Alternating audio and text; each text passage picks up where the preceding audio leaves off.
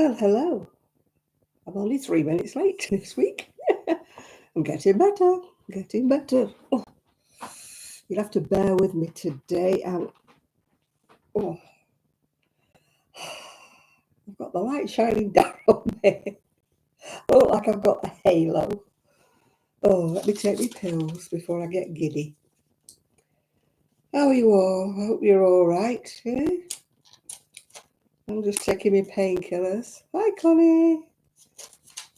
You're the number one today. Hi, Esther. Oh, the garden's very neglected. Very neglected. It should have been watered today and it hasn't been.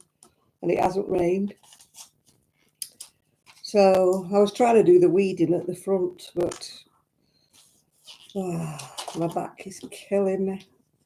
This body was not meant for bending and stretching and weeding. But as there's nobody else to do it, I have to get on and do it, don't I? So you have to excuse me while I have a drink. Hi, Munchkin. While I have a drink and take my painkillers and hope for the best. We have to keep going, don't we? It's what keeps us going, that makes us stronger, as they say. If it doesn't break us, it makes us stronger. Cheers. It is only coffee, by the way, if you're thinking. Hi, Nate. If you're thinking I'm on something stronger, I wish. But with painkillers and something stronger, I'm likely to fall asleep on the heat pad. You don't like me to have it for 5 minutes because I'll be gone to sleep.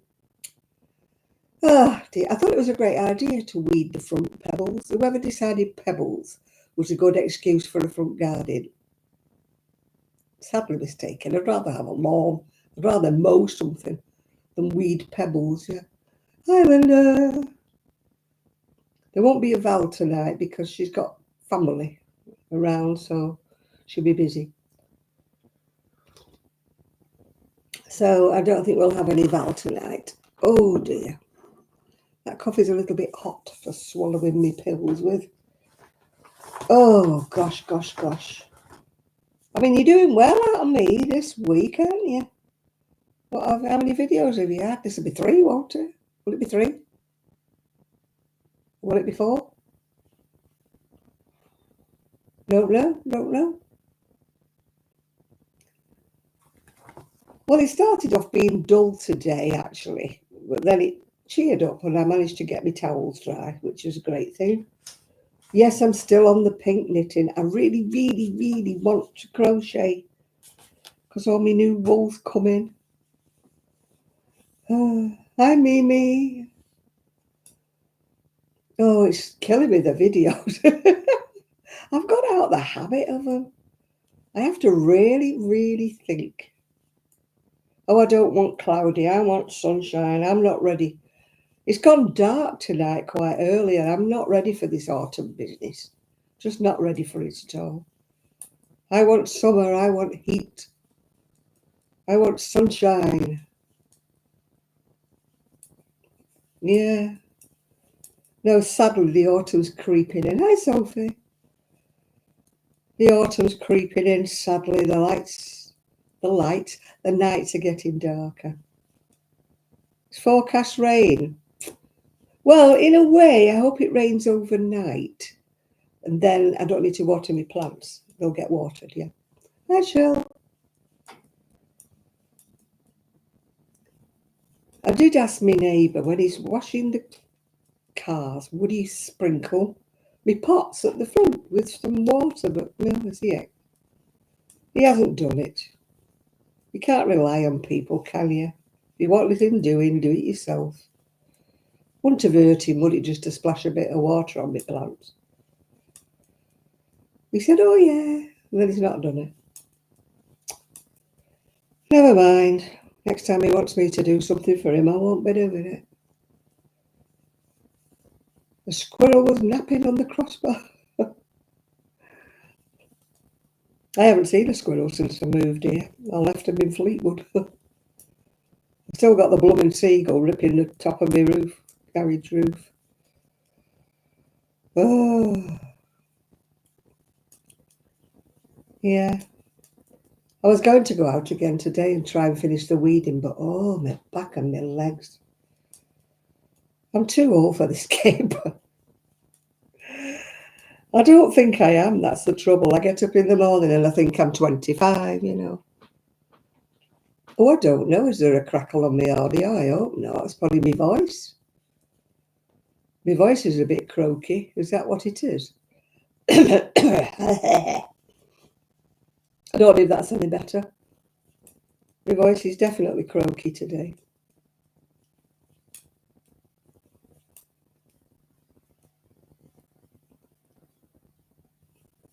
You waiting for a cooler day for me? Oh, it's cooler here, really, yeah. Hi, Michelle. Yeah. Ooh, that heat pad's hot. I'll be having a hot flush soon. Crackling on the audio. Oh my God, please don't tell me that. I haven't got a loose connection. I have in the brain, but I've not touched anything since I made the other video. Was it crackling on the other video? Because I've only used the same thing. The only thing is I'm going directly live on YouTube, but I've not touched anything. Oh God, what next? So I'm sorry if it's crackling. You'll have to just put up with it. I can't do out about it, as they say. I'm not one of these people who's got a multitude of equipment that I can swap to something else. I haven't got a different mic. And if I do get a different mic, I can't connect it because I don't know how to. So I just have to hope it stops crackling. Gosh, I'm having a hot flush. This heat pad is very heated.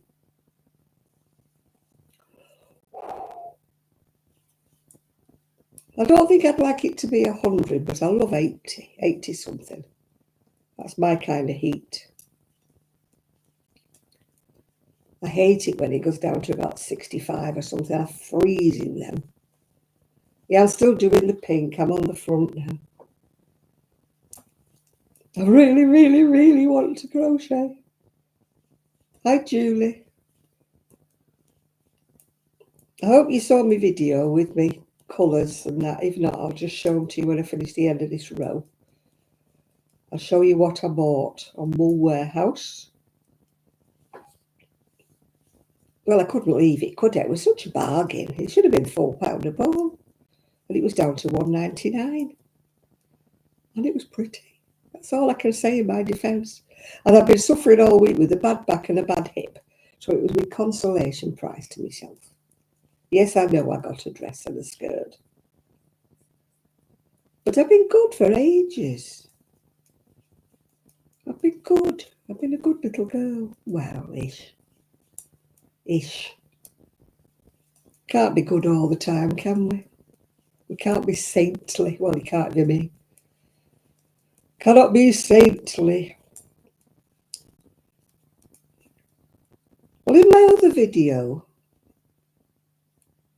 it's a subscription, yeah. I don't know how I subscribe to it and I can't stop it and it just keeps coming. It wasn't as bad this time. This one wasn't as bad. I've got to say that. Right, if you want to see what I've been buying, look at that. It's called Yarnsmiths Play Double Knitting, and it's got 390 something, well, I can't read with my eyes, from Wool Warehouse, yeah. £1.99. It's green with blue. And then I got rainbow. Well, it wouldn't be me if it wasn't rainbow, would it? I didn't know what they were called, but I've forgotten. You'll have to look at my video to find out what they were called. And my favourite is purples. Purples and... Oh, I'm sorry, Sophie. You'll have to put up with it, love. I can't do out about it. If the audio crackles, it crackles, love. There it is. Turquoises and purples, yeah. Yeah, Julie, if it's beige, I'm not a beigey person. The Kofi Link's playing up. Oh, why not? Let it all play up. Let's have a party. Oh dear. Hi, Chris. Apparently I'm crackling tonight, Chris. You'll have to put up with it. Now what I can do. Oh dear. I haven't got another mic, so I can't swap over.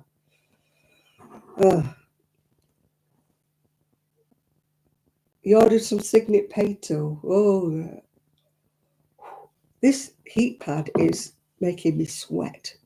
Oh, I'll have to pull it off for a bit while it cools down. Oh boy, it's not usually that hot. I can't understand why it's so hot. Oh. Woo-hoo. Your Kofi Link's playing it. Oh dear. Never mind. I'll never be rich, will I, Linda? I had a look at how much I've earned on YouTube. You're not going to guess. £18 since March. Last of the big spenders. That won't buy me any wool, will it? Every time it crackles, I've got permission to buy some yarn. That's great. That's great. That's great. Painkiller.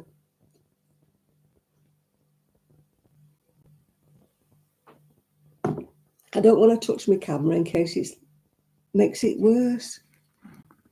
The microphone is in my camera.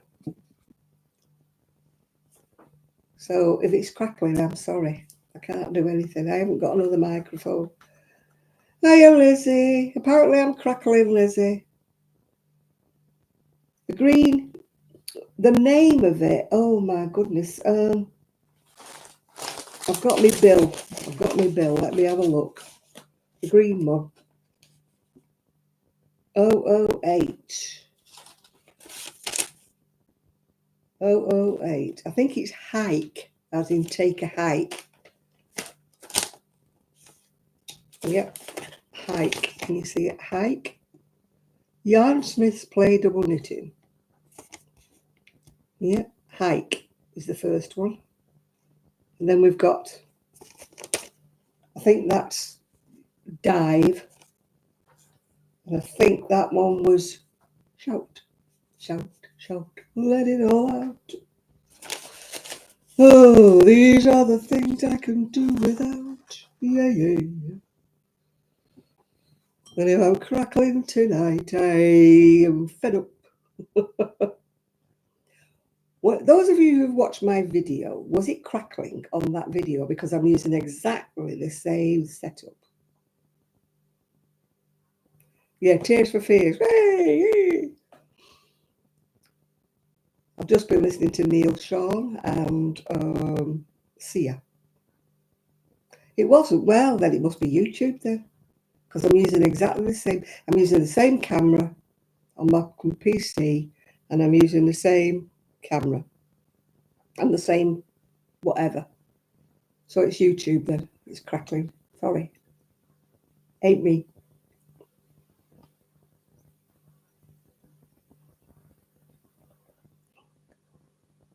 Yeah. I've rescued it from a sale, Chris.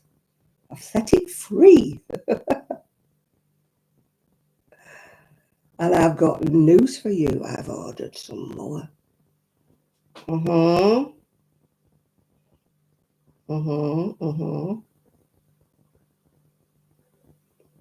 You're listening to Northern Pikes again. Oh, I've not heard them. Don't know who they are. Tears for Fears, yeah. I'm more of a reggae type of girl, or a Sia, as he calls Sean Paul. Who else do I like? Christians, the Christians. They're an English group. You may not have heard of them if you're in America. Who else have I been listening to today? I do like Ed Sheeran, I'm afraid to say.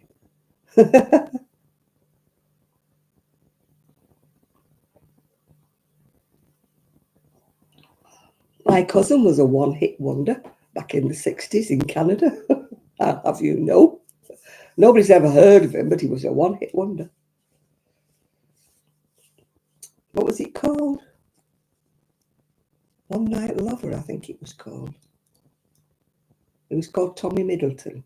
And he was in the charts, and he was #1 in the charts many years ago before any of you were born. So that's my claim to fame. My cousin was in the Canadian charts. About 1960 something or other. He's now nearly as old as me, so yeah. I've just, well, like, you know, I bought those clothes, don't you?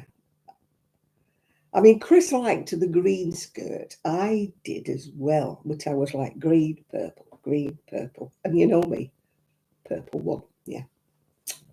Well, you know, it wouldn't be me, would it? Yeah, I've just had a sort of miserable fortnight with me back and my hip. I don't want to go on about it because I hate whingy, whiny videos. So I was feeling sorry for myself. You're entitled to from time to time, aren't you? So I thought, no, if you want it, suck it. Go and get it. But now I want to crochet. Yeah.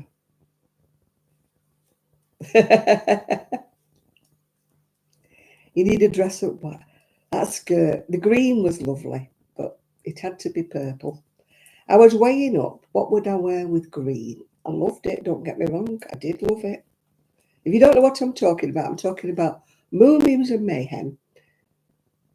I had to laugh. A lady actually, hi Helen, a lady actually put on the site and she said, I liked the dress, but the skirt was very, very hippie. It's for a hippie, really. And I thought, boy, are you ever on the wrong site, love. The whole site is meant for hippies and boho women. If you don't like boho and hippie, what are you doing on here? Oh, hiya, Val. I just said you wouldn't be on. She's proved me wrong, people. I said you wouldn't be on because you got company. And here you are. You've arrived, and to prove it, you're here. Hiya, Helen. Well, I'm all right-ish. Just me back and me hip, but we won't. We don't talk about that. I've got my heat pad, but at the moment it's too hot. It's giving me a hot sweat. Yeah. So I've just took my painkiller, so if I nod off, just give me a ring, somebody. Oh, they've all gone to bed. Oh, the lightweights. The lightweight people. They obviously don't take after you then, Val. It's Val's son and family have arrived to visit, yeah.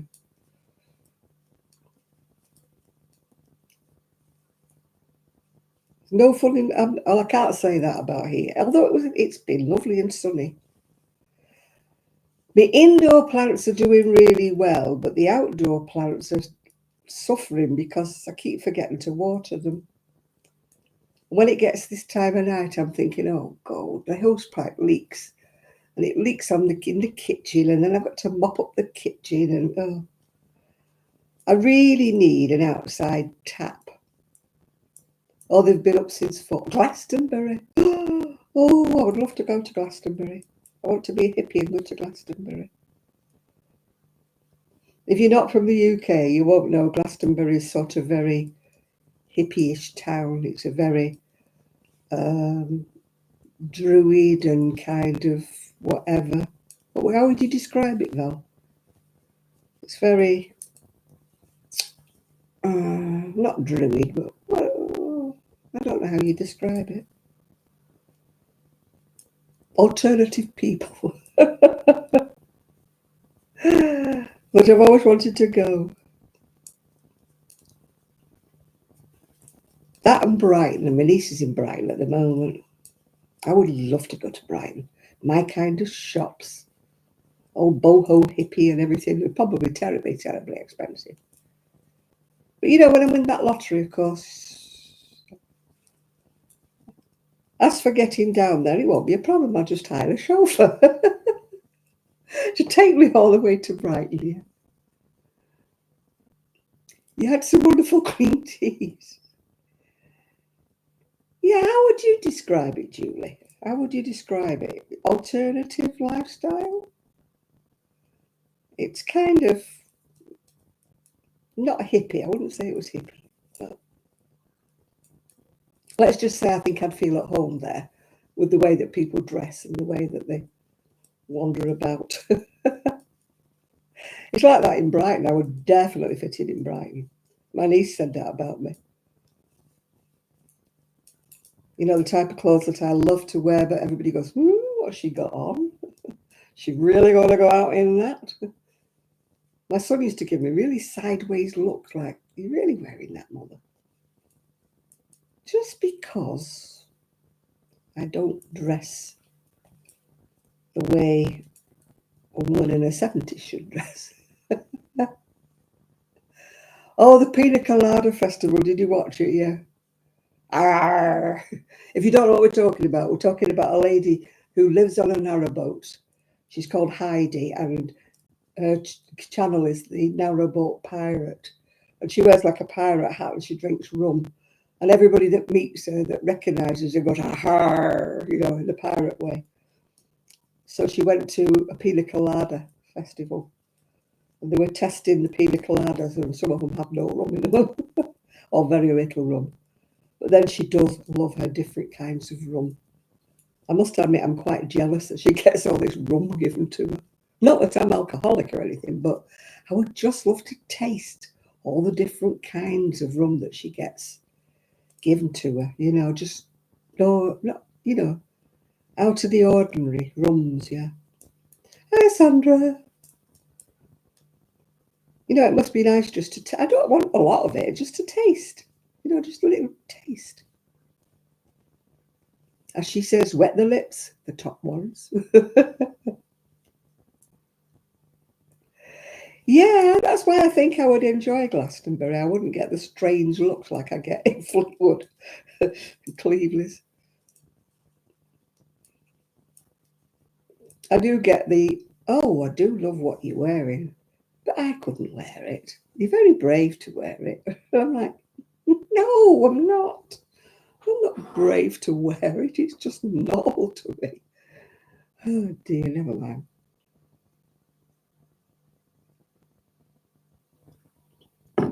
Did I tell you I went in the charity shop? My God, have they put their prices up? I did say to the woman, she said, oh no, they're priced at somewhere else before they get here. We don't deal with the prices. Yeah, right.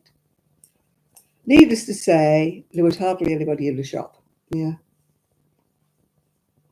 You're going to finish your cross stitch, right? Well, I hope you don't go wrong while you're watching. Yeah. When I went in at first, when it first opened, it was British Heart Foundation. Oh, big fanfare, it opened. Huge, huge shop. I got some gorgeous clothes. And I only spent about 20 something pounds. Fantastic. I went in, not yesterday, was it the day before I went in? Thursday I went in.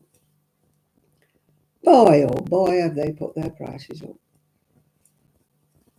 I looked at things, I thought, not paying that. I can get new for that. So I won't be going in again. I was looking at handbags actually, but £20 for a handbag. It wasn't even leather. I mean, I'm not being funny, but in another charity shop, a Radley handbag, which costs, I don't know, £200, £300, was going for £50. So I thought, yeah, well, I can understand that. I can understand that because it was a designer handbag.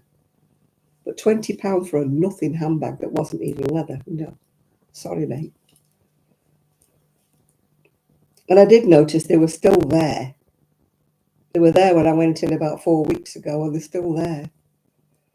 So that just proves that, you know, you're charging too much. Otherwise, they would have been gone. They would have been sold and gone. You know, if things are sticking, that means they're too expensive. Hi, Dottie.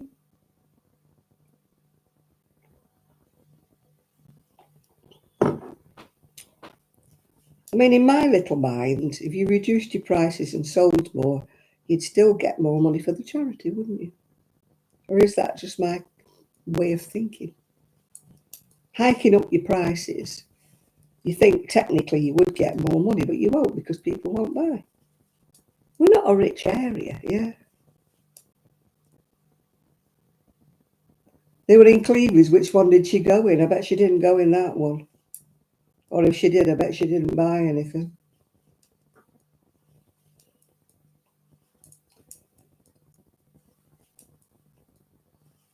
I mean, when they first opened and all the prices were dead cheap, I thought, oh my goodness, the rest of the charity shops in Cleveland are going to suffer, because these are so cheap and the stuff was lovely. But I bet everybody's gone back to the others now. I bet they've gone back. She didn't go in that one. Well, yeah, you should have left her a memo saying next time you go, don't bother. Hi, Ethan. Oh dear, am I still crackling, by the way? Nobody's mentioned it for a bit. Oh dear. No, we went in the Cafe Marina for our dinner. It was nice, yeah. I'm still crackling, oh sorry. I've decided it's YouTube because I wasn't crackling on the other video that I made this afternoon, and it was the same equipment. So I don't know. And I haven't got another microphone or another camera, so I can't do anything about it. Queen sheep, oh yeah, look at me. I think it's very sort of Egyptian. What would you call it, Egyptian? All I know is it keeps sticking in my neck. It keeps jabbing me. I'm suffering for my fashion today. Now, I got this top when that shop first opened, and I think I paid £3 for this, which wasn't bad because it's long sleeve and it's sort of woolly. But when they were trying to sell this, a pink top, pink top for £7 on Thursday, I thought, no. I said to her, it's not a designer. Who's it by? She goes, well, it's pretty. I said, yeah, it might be pretty, but it's not a designer. I'm not paying £7 for something, which probably only cost about £12 brand new. 70s Battlestar Galactica. Woohoo! No, it gives me like Cleopatra, like Julie said, or Egyptian type of thing.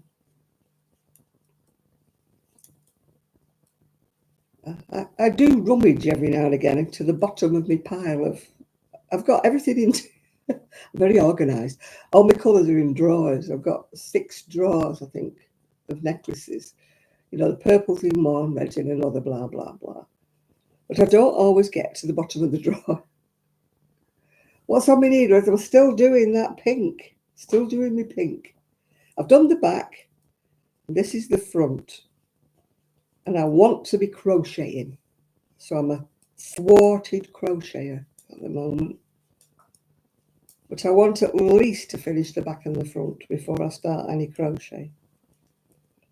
Because I've left the shawl that I'm doing. It's a feather and fan. Woo! You can see it. Feather and fan. Well, one of them. There's different ones. There's wavy ones and then there's pointy ones. But I call it feather and fan. They don't call it anything on the pattern. Oh, I've gone all hot again. How do I do it? I follow the pattern. Follow the pattern. There's 8 rows to the pattern, but 4 of them are knitting. 4 of them are purl, sorry. So there's only really 4 pattern rows, yeah. Yeah, it's just holes, and you increase on the holes and you decrease on the bits in between there. If you look it up, feather and fan, I'm sure you'll find tutorials. You find everything on YouTube, don't you? Everything but the kitchen sink is on YouTube.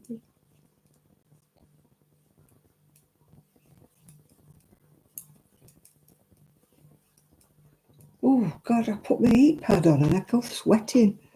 And yet if I don't have my heat pad on, my back hurts. I'll have to wait while it cools down a bit.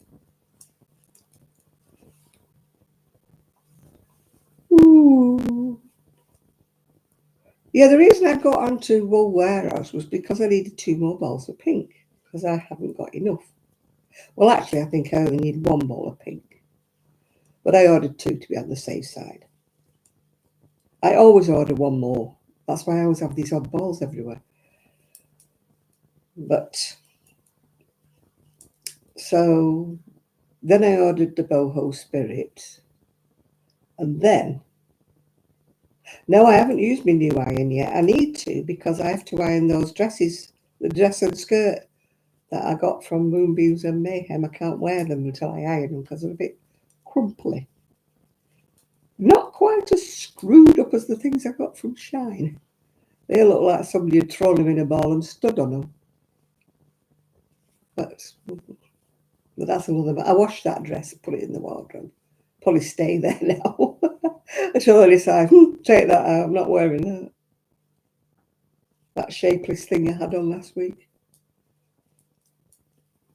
No, actually, it was earlier this week I had it on, didn't I? Well, I did a video on Wednesday. It's like a sad sack. Has no shape to it whatsoever.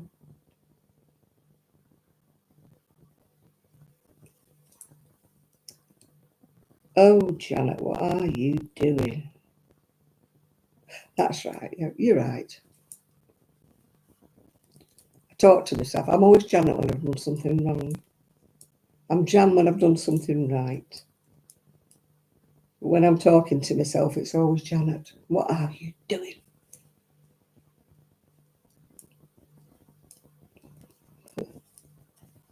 When I was weeding the front pebbles, whoever thought pebbles was a good idea for a garden? Because all the weeds grow up. I mean, there's a membrane underneath, but still all the weeds grow up everywhere.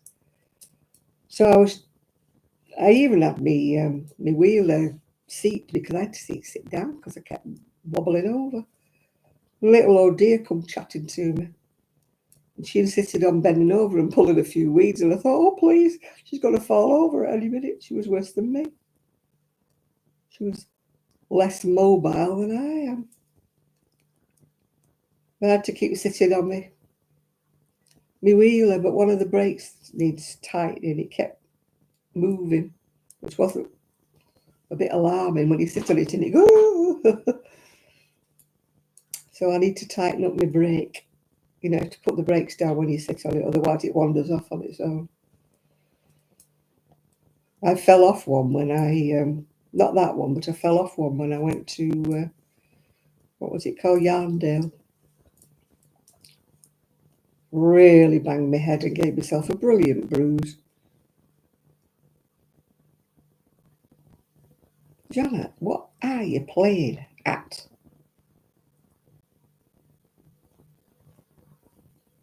You're not concentrated, are you, girl? What are you doing? 1, 2. Yes, right. Take my eye off the ball and all goes to pot. All goes to pot. Yeah, so it needs tightening up because only one brake went on, so it was sort of going around like a pivot every time I sat on it. I was like, whoa, where am I going? Didn't feel very secure. So before I go out there again, I need to get the spanners out.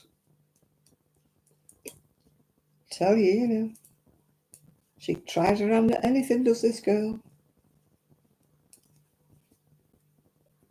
Well, it's either me do it or nobody do it, yeah.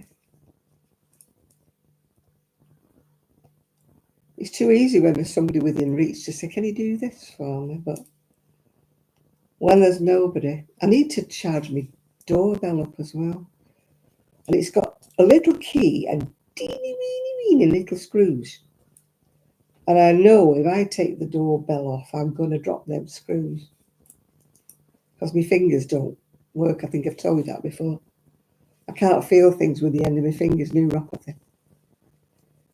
And I know they're going to go flying up the driveway somewhere and they'll disappear. So I am hoping that when my friend comes, she'll come before it dies altogether. and then she can unhook it for me. Her fingers work better than mine.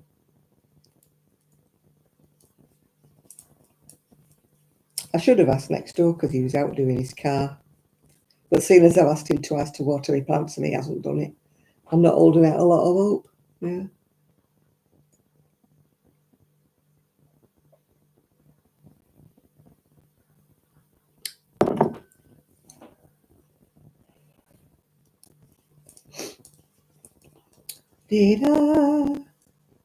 A magnetic sheet. Oh, I haven't got one of them. I haven't got one of them, Chris. Bit veiled, a bit of paper, a bit cardboard, maybe a polythene box or something. Maybe. And then they could fall into the box while I do it.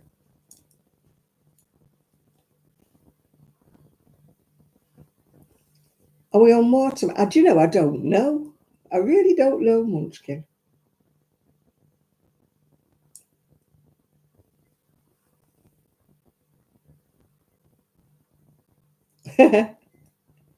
Yeah, I'm in the UK. I don't know if I'm on a water meter. I'll find out when I get a bill, probably. I paid him. I rang them up and told them that I'd moved in. And he did say something about lifting something up and looking. But it was out in the street. I said, I'm registered disabled, mate. I said, you've got no chance of me doing that. I said, if you want it reading, you'll have to come out and read it yourself.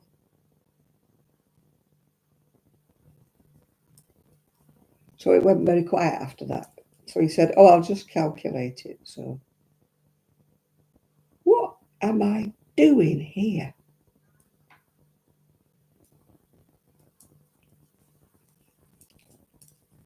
Do you know, if I had a brain, I'd be dangerous.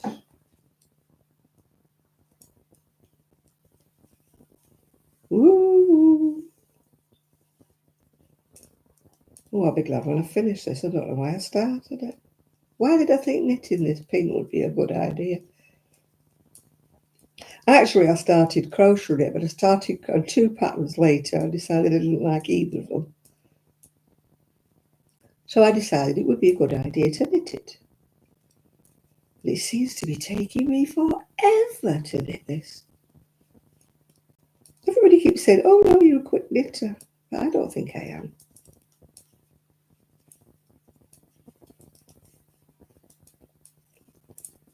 I don't remember when I started it. I don't keep track, you know. Some people are very organised, don't they? They write down in a book when they started things and what wool they used and how many stitches they cast on and stuff.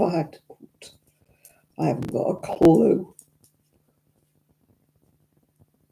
I've got 2 sleeves to do and the rest of this front, yeah.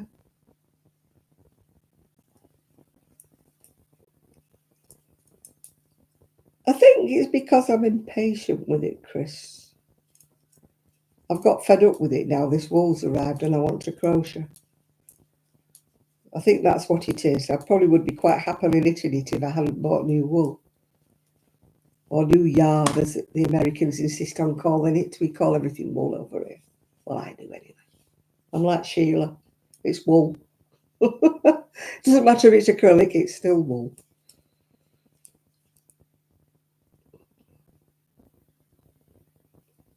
Oh, that's awful, Mimi, isn't it? Oh, did you see Amora in Turkey? Oh, that wool, it was so cheap. Oh, I could have cried. And it wasn't so much that it was cheap, it was the fact that they had such beautiful, beautiful different yarns with sequins and everything that we can't even get over here, yeah. I know being pink isn't helping you right there, Chris. If it were purple, I'd probably get on with it a lot better. Well, it's like me now, Mimi. I can't order from Ice Yarns anymore in Turkey because of the same thing here. We've got, import duties and postage and Lord knows what else. The last time I put something in my cart from Ice Yarn, it was £16. And when I got to the checkout, it was 48. And I thought, I don't like it that much. You know, it was ridiculous. It wasn't that good of a deal, if you know what I mean. But from £16 to 48 was a bit of a jump. And then you can get held up for... I got one of my parcels stopped at the customs. You know, one of my ice yarn parcels, I got stopped at customs and I refused to pay it. I told ICE and they said, just refuse it and then we'll send it out again. And the second parcel, it didn't get stopped at the customs. Yeah, I said to ICE, I said, look, mate, you know, I'm not paying it. I said, I'm paying you import duties, I'm paying that. I said, and it's been stopped at the customs and they wanted £25 off me at the customs. I said, no, I'm not paying it. Send it back.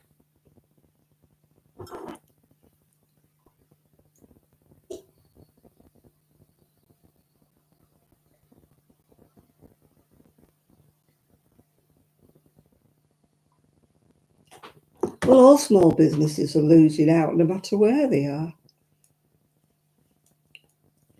I mean, I looked at a crochet hook on Etsy. And the crochet hook was about £6, I think. And then the postage from the US to me was £16 something for one little crochet hook. You know, I mean, when you think a crochet hook's only like that, innit? So it can't cost £16. Well, I was watching, what's she called? Claire in Australia. And she can't get a lot of yarns anymore now, yeah.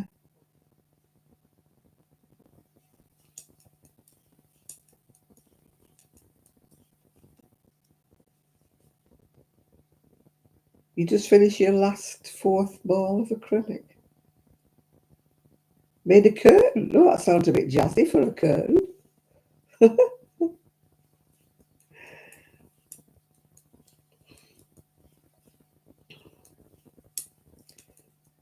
Yeah, I mean, £16 postage, that's a lot, isn't it, for like one crochet hook?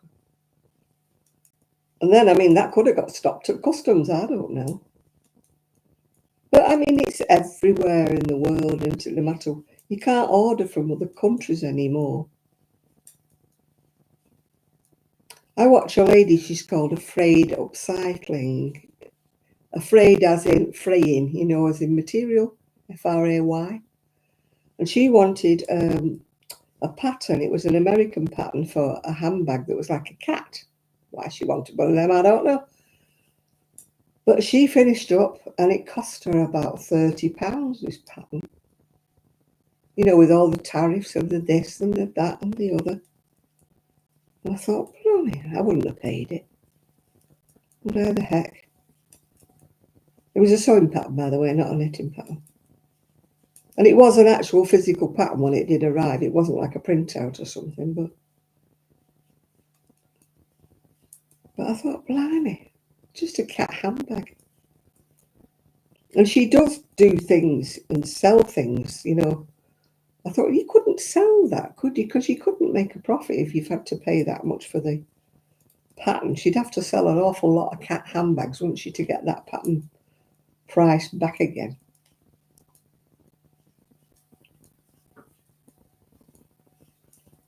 No, I did used to order from Karen, you know, Simply Soft at one time through an American company. And it was a bit dearer than what you would pay for it, but it wasn't that bad. But now, I mean, you couldn't even do it now. It's like ice yarns. People say, oh, you can buy it on eBay. Yeah, you can buy the ones that people put on there that they don't like. You can't buy the beautiful stuff, you know, the glittery stuff, the sequin stuff. They don't put that for sale. I was watching Amora picking it up with the sequins. I made a top, an ice yarn top for a friend. It was silver with all these sequins. It was absolutely gorgeous. And the wool was ridiculously cheap. And that wool she was picking up, I think it was about £3 or £4 for a skein. It was quite a big skein. I want somebody to go to Turkey with an empty suitcase and come back with a suitcase full for me. I'll pay you. But you have to smuggle it through customs just in case you have to pay import duty on it, yeah? Tell them it's for personal use only.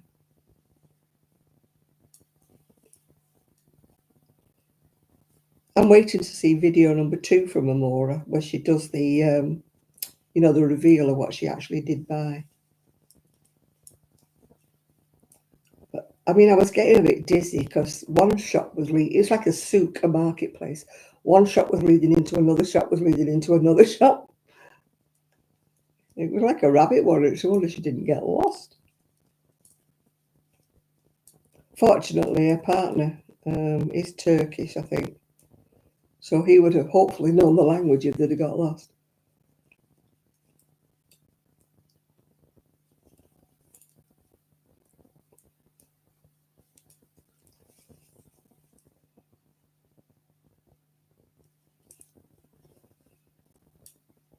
But I mean, even though I'm on a budget, I would have filled a suitcase.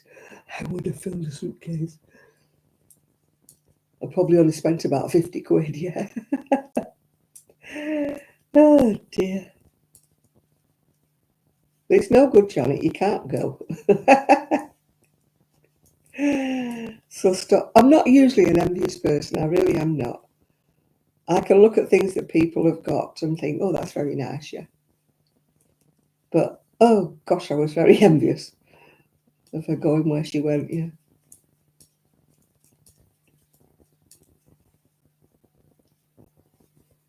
Making you craft from stash. Well, I'm supposed to be crafting from stash, aren't I, Mimi? And what am I doing instead? I'm adding to it. I mean, before I bought this wool for myself, my friends at Knit Club keep giving me balls of wool because they know I'm making shawls, you know, for the elderly. So every time I go to Knit Club, I come away with about 4 little balls of wool that people have given me. So my stash is multiplying, it's breeding. It's supposed to be going down, not going up. I will never get to the end of that stash. I don't know what I'm going to make. I was going to do a hexie with that wicked hexie jacket, and then I'm looking at this. This will be the next. So I might start the wicked one. Or I might start this one first. I don't know which one. I don't want 2 hexies, do I? Or do I? I mean, I've only got 1 hexie, actually, because I did make myself 1 hexie before, but when I lost all that weight, it was miles too big, so I gave it away. I've just got the one that I made in boho spirit, the bright colour with the white. That's the only one I've got, actually, I think. I've got so many, I don't know what I've got. I mean, at one time I would have made them and then think, well, I can sell them, but now, can't sell them.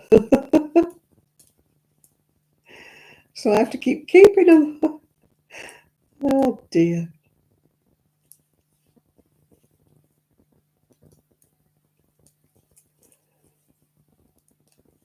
I don't think vintage for me for selling things. Don't think so. I might try on eBay again. Hi, Jane. All we need now is Lydia. But she always comes just as I'm going off, so there's a while before Lydia will arrive yet.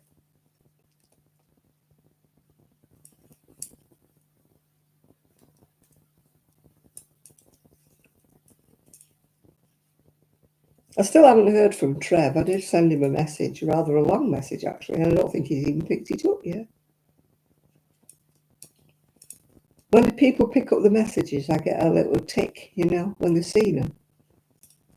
And I haven't got, his message hasn't got a tick next to it. So he hasn't obviously picked it up from last week yet. I don't usually ring him. I usually send him a text. Because I never know quite where he is and whether I'm interrupting him working or doing something, yeah.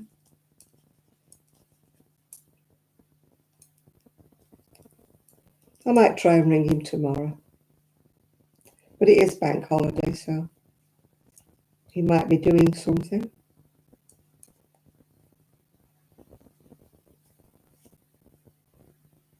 Janet, what are you doing?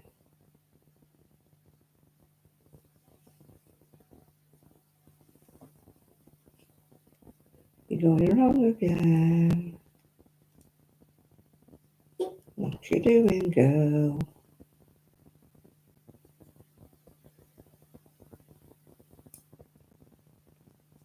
I'm supposed to have a 2 there, not a 1. 2, 4, 5. Yeah, I'm supposed to have a 2, I think, there.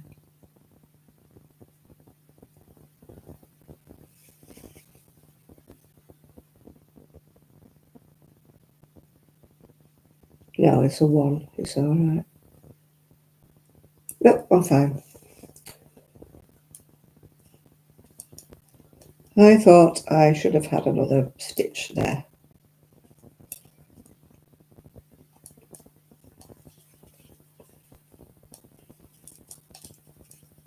I'm usually all right with this pattern. I can usually follow it, but every now and again I have a brain blip and I go completely off tangent. And then I think, no, it's not right. And if you get a hole in the wrong place, it spoils all the... Hi, Amanda. As I found out the other week, I'd got a few rows past and I thought, oh no, I've got 1 row hole in the wrong place. So I had to tinky toe back again. I'm a bit precious, you know, I can't leave mistakes.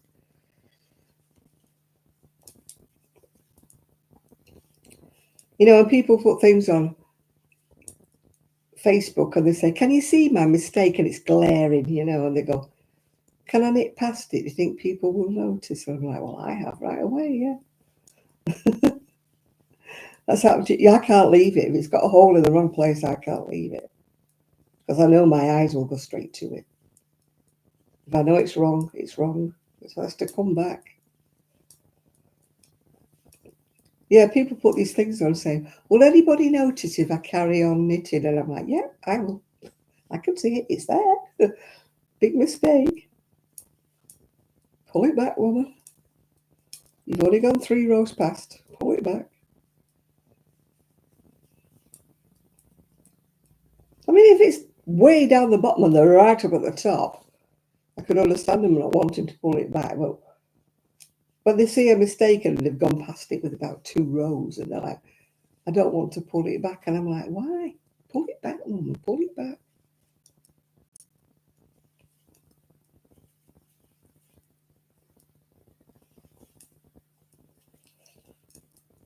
I've pulled half of her back before today because I've gone across the cable the wrong way or something. I've had to strip it back down, yeah.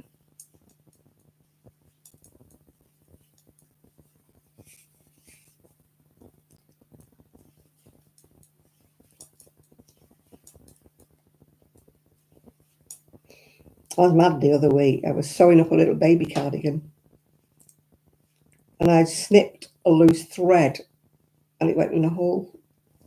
I thought, oh.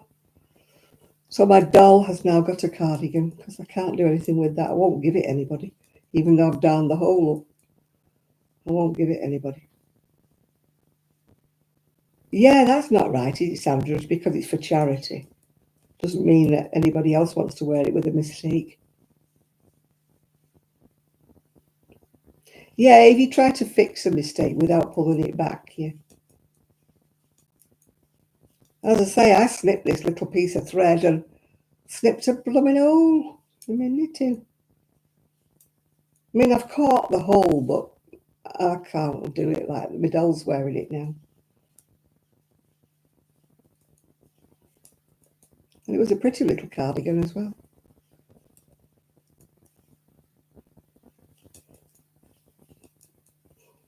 But I'd finished it all off, done all the ribbing, done all the neckbands and everything like that. And it's on the middle of the back where I've snipped it. I'd have to take the whole thing to pieces, and I just don't feel like doing that.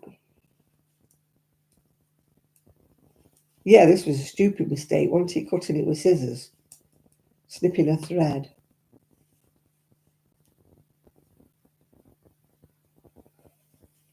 Fake it if you go too far. It depends. I can't leave things, me, Jane. I'm a bit precious. I finished a top once and I could see a mistake on it. And my friend came and she said, "Oh, that's beautiful. Absolutely gorgeous." And I said, "Can you see anything wrong with it?" And she went, "No." I said, "Well, take it home then." She said, "You're joking?" I went, "No, take it home." I said, "But don't wear it round me because I can see the mistake." She said, "Well, don't point it out to me because I don't know where it is." And she quite happily took it home and wore it. I just did not want to undo it all. It had little buttons down here and it had a picot edging. It had the little buttons, picot edging and everything, and picot edging around the sleeve. And the mistake was on one of the fronts right here. So I had to take all the picot edging off, the sleeve to take that back to, oh, I thought, no, I can't do it. I only saw it after I'd finished it all off and laid it flat on the table, to block it and that. And there it was. Whoop, glaring mistake. But she said, "Oh, everybody admires me top." I said, "Yeah, well, they should do." Took me ages to knit it. And I never made myself another one. I never made it again. I think I was so disheartened with it. And it was such a pretty pattern as well.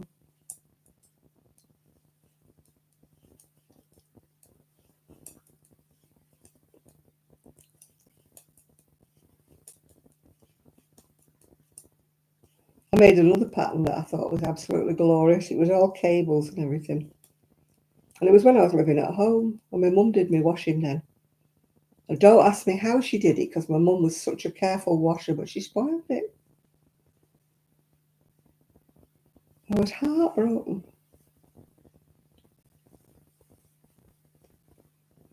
You saw the mistake. Could you not duplicate stitch over it with it being a cross stitch?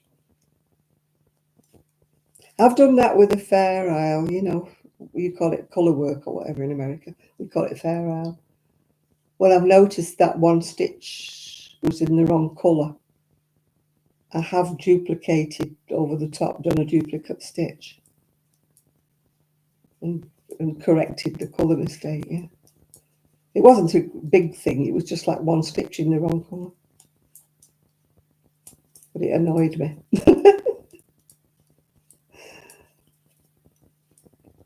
I saw that the other day, where somebody had done something like that, and she said, "Oh, well, I'm leaving it." And I thought, oh, no, I couldn't.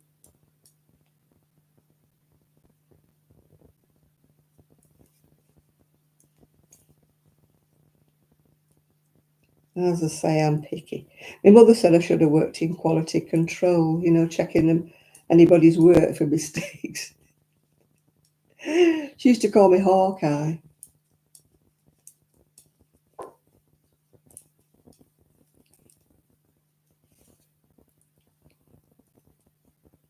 Oh, you got the wrong balance. I thought you meant you got a stitch wrong.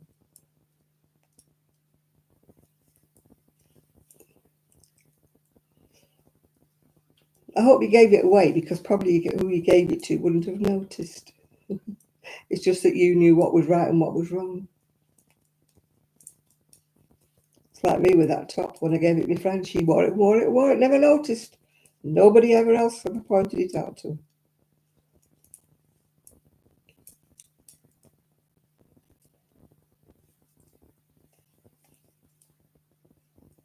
My eyes just get drawn to a mistake. I don't know. I just have that kind of eyesight, it can be a mistake on anything. I don't just mean in knitting or crochet.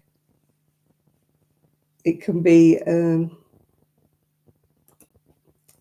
mistake on fabric or anything.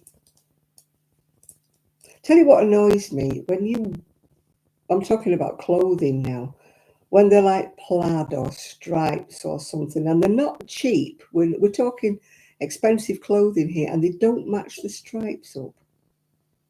And I'm like, I would expect that if I was buying a cheap bit of clothing off the market or something. But when you're paying for almost a designer price of thing, and they don't match the stripes up, you're looking at it and the front and the stripes, that really annoys me. I wouldn't buy it, I'd say, no, they're not.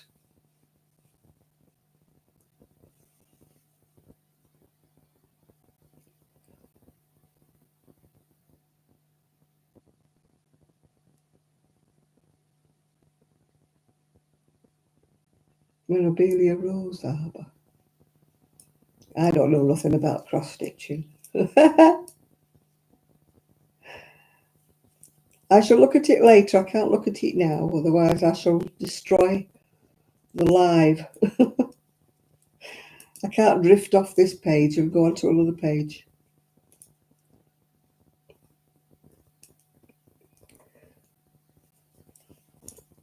No, does it not bugger anybody else up when you look at something in the shop window and the stripes don't match? Does it not worry you? Or striped trousers, and then when they meet in the middle centre seam, they don't meet the stripes. Oh, that really bugs me. That's really bad cutting, that. Whoever's cut them out hasn't matched up the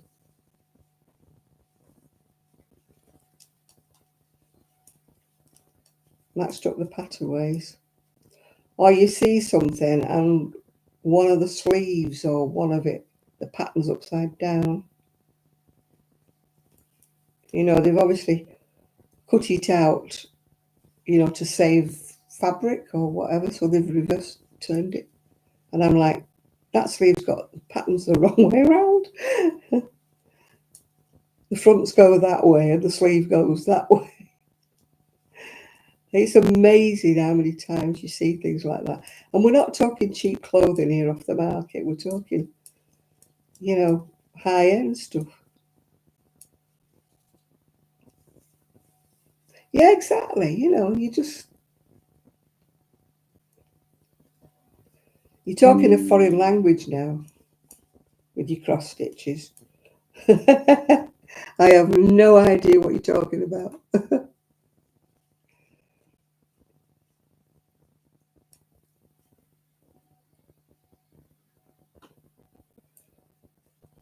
I don't know.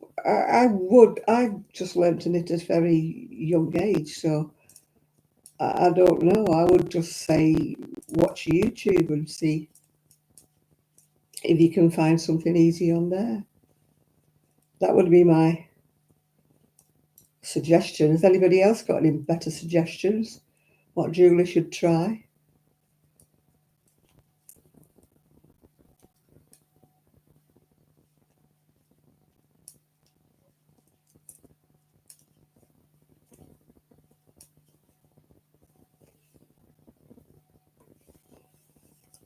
I mean, at one time there used to be, when they were knitting for charity, those little sweater vest things for children and babies. Do you ever remember them?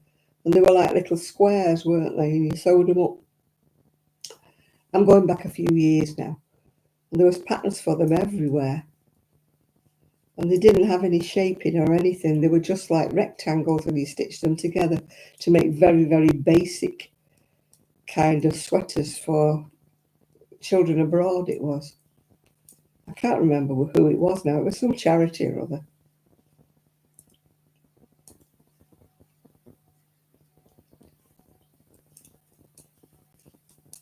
But they would have been good to start off with, wouldn't they?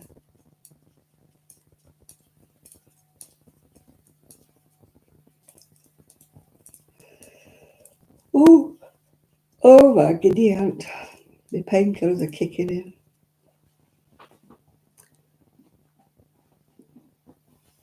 Oh, at least my heat pad's calmed down. I can put it on my back now without having a hot sweat. It's time for me to have a Coca-Cola, I think. Time to have a Coca-Cola.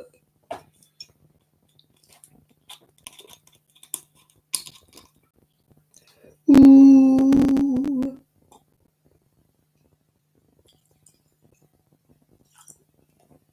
I gotta come it like you, babe.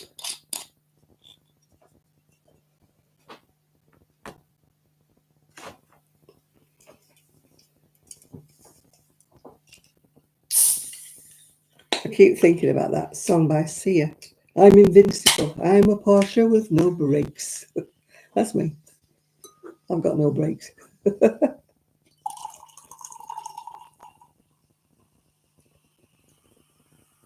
I've got nobody to say, should you really be buying that, Janet? You know, really should you?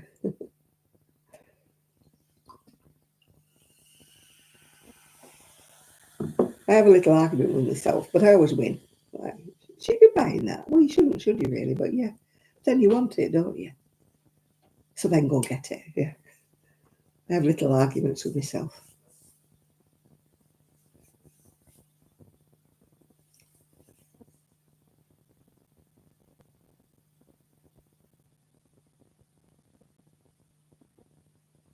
Fish and chip bit. Oh gosh, that's a long time ago, isn't it? Fish and chip. So wrap them in newspaper now.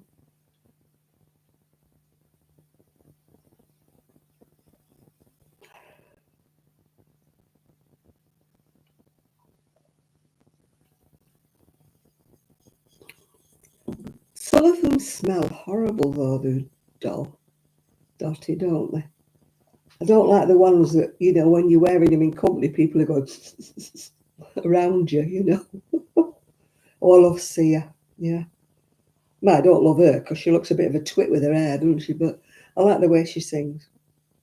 I can't understand them wigs she wears that looks like a poodle. They must have to guide her on stage, mustn't they?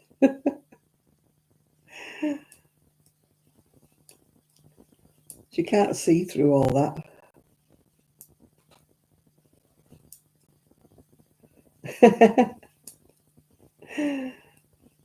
I'm quite good with things like food and stuff. I'm like, you don't really need that, do you? You know, quite good. It's just, I have this thing like certain clothes and,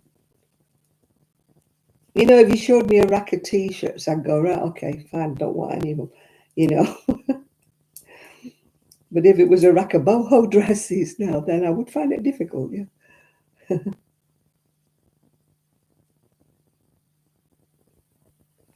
Oh, I don't like it when it smells. You know, when people sniff you when you're going past them.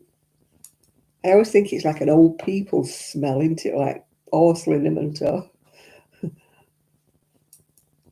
dog, was it dog ointment or something? Dog oil or something. Oh. I used to think, do they think it has to smell horrible to work? I mean, I've got some other stuff that's like an ibuprofen gel and it doesn't smell at all. So I'm sure they don't have to make it smell. There used to be one called Ralgex. My God, it used to make your eyes water when you put it on.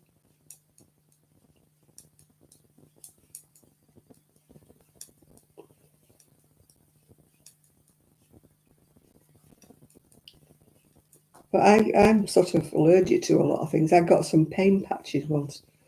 Oh, I had to rip them off. They made me itch so much. They just burned and they itched. I had to rip it off. Couldn't deal with it. Yeah, patience. I must admit, I'm a lot more patient than I used to be.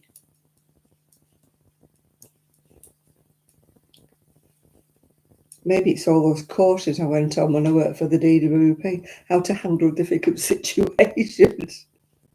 How to keep your temper when you're being abused.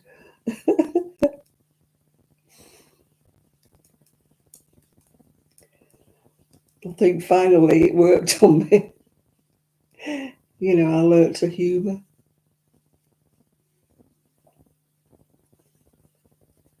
Oh, I couldn't work if it's stingy. My skin's very sensitive. I'm a sensitive little flower. That if anything's a bit sort of stingy or whatever, I think I'm the only person that's allergic. Do you remember that Olme, was it called, that was eye makeup and that for people who wore contact lenses and people who had sensitive eyes? I'm the only person who had a bad reaction to Olme.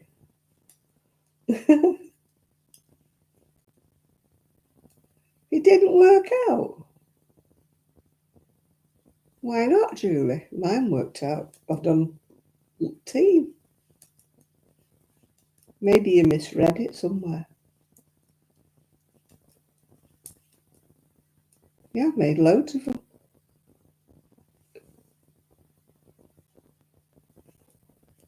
Val's made one, I think, as well. Good evening, Shad. I'm strangling myself today. Somebody said I look very Cleopatra. It's sort of digging in me. And Chris said I look like something from Battlestar Galactica, so I don't know.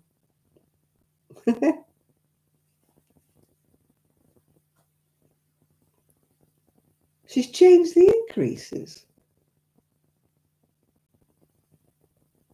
Yeah. No, I've not had a message from her.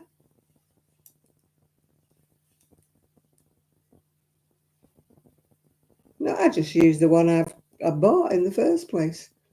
She's not told me there was an updated version. Usually they do if they change it.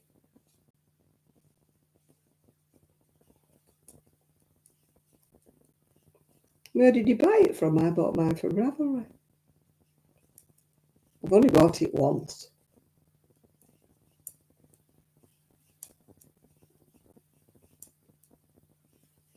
I'm certainly not buying it twice. I mean, usually when they alter things and updated things, they usually send you the update for free because you've... it was a test. No, I bought mine. It wasn't cheap. It was about £6, I think. Right, how much have I done? I've got to do 19 inches, I think.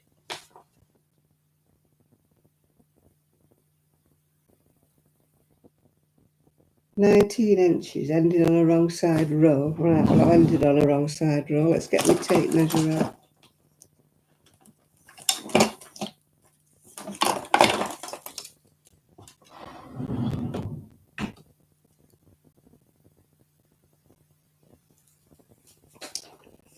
I'm invincible. I don't need batteries today. Oh, I've done 17. I've got another 2 inches to do. So that's probably another two. Yeah, another 2 sets of patterns.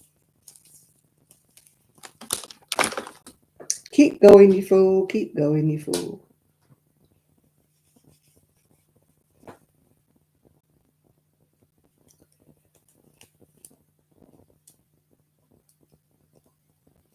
A new crown. Oh, every time I have a crown, a blowing thing, mine's root canal fillings, they always fall off. She wanted me to pay £300 for one at the dentist. I said, no. I said, just take the tooth out. She said, but. I said, I don't care. Oh, you've tested 4 patterns for her. No, I've not been a pattern tester. I've only bought 1 pattern off her. I've not bought that teddy bear or anything. You know, that Benji bear or something.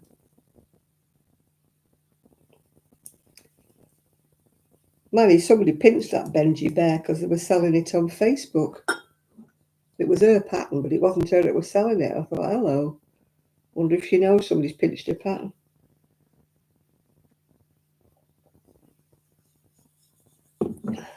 People are always doing that. Stealing other people's patterns and trying to pass them off as their own. Well, it's fraud, isn't it, that when all's said and done?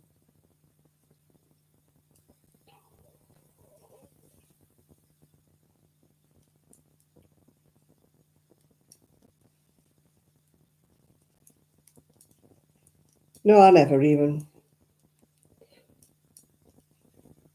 test patterns because I don't usually buy the right wool. So how can you test a pattern?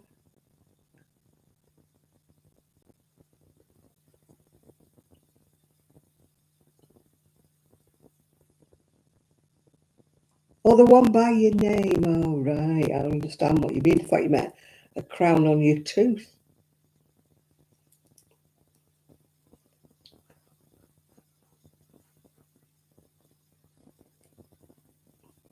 She doesn't strike me as being a kind of generous person, Julie. I'm not being awful to her. I don't know the lady, but I mean, some of the things that she designs are not all that complicated, are they? For to go at great length and about how, I mean, those little stripy t-shirts she's made, you could do them without a pattern. You don't need a pattern to do one of them. Or is it just me? Yet she's probably selling her pattern for about £8 or something like that.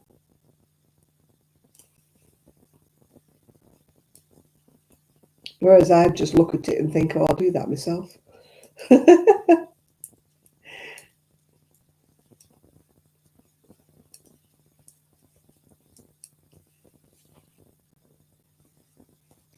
A lot of patterns are like that, though. I don't know whether it's just me. I just look at them and think, well, I ain't paying £6 for that.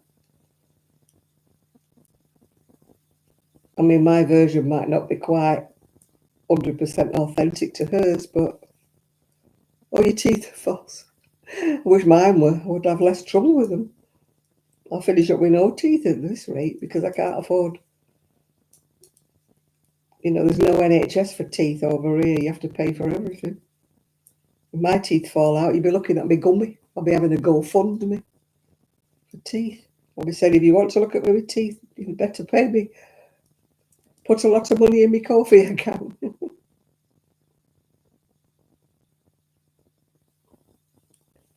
No, I've never passed pattern tested for anybody, Julie. I've never even asked to pattern test.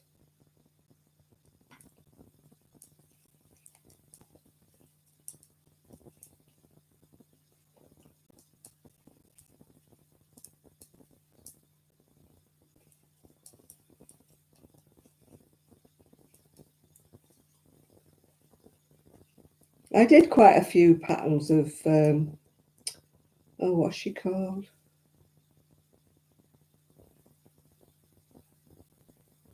I bought them and did them. And she praised me for doing them, and she's having quite a chit chat with me. And then she released one pattern, but it was for her Patreons only. And I asked her, could I have that pattern? And she went, it's for Patreons only. And I thought, you cheeky witch. I thought, I've bought about, I don't know how many patterns are yours. It's cost me £8 and £10 each. Oh, creating crafts coming back into it. I hope they run it. Yeah, it's Hobbycraft that's running it. Hope they run it better than Creating Craft did, yeah. Yeah, what was she called, that one? I'm just trying to think what she's called. She's American. And she did these like boho type waistcoats and things like that.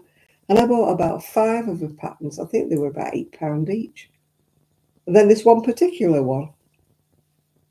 Oh, yeah, she was dead chatty to me. Oh, thank you for me doing this, chat. Thank you for this. And then one of her patterns were Patreon only. And I said, oh, can I have the pattern? Can I buy it from you? And she went, no, it's patrons only. And I thought, oh, up yours. So since then, I've not bought a pattern from her or done any of her patterns. Star Lily, that's the one. Oh, she was quite chatty while I was doing her patterns for her.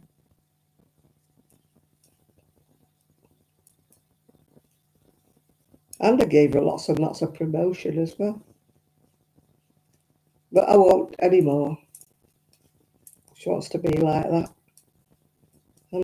I can't. I mean, it was about $10 or $12 a month to be one of her Patreons. I haven't got that kind of money.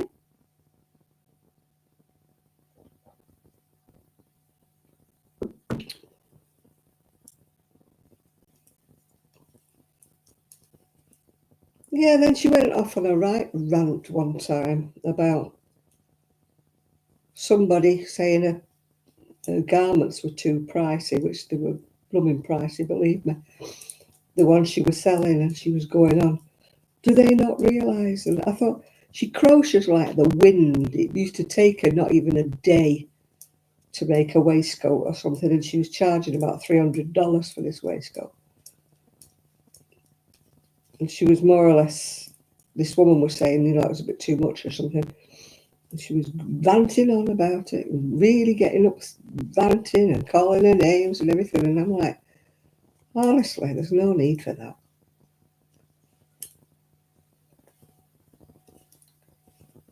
So I just went right off her. So I won't buy any of her patterns anymore, or praise her to anybody anymore.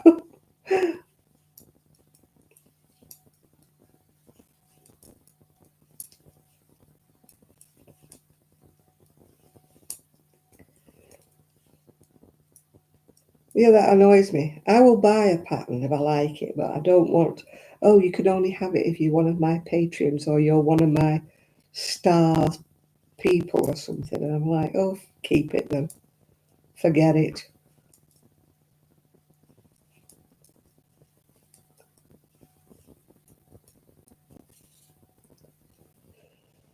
People get very greedy, I think. I'd love to make money. Yeah, well, of course I would. We all would. I think I told you I've earned £18 on YouTube since March. So don't be thinking I'm the last of the big spenders. I'm not buying wool with my YouTube money. If I'm lucky, I might get to 60. They don't pay you till you get to 60 quid. If I'm lucky, I might get paid before Christmas. Oh dear.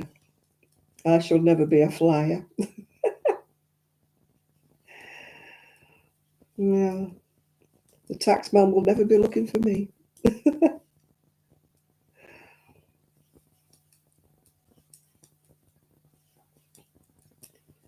Oh, dearie me.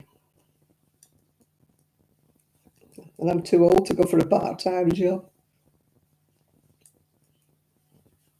There's not a lot I could do, let's face it.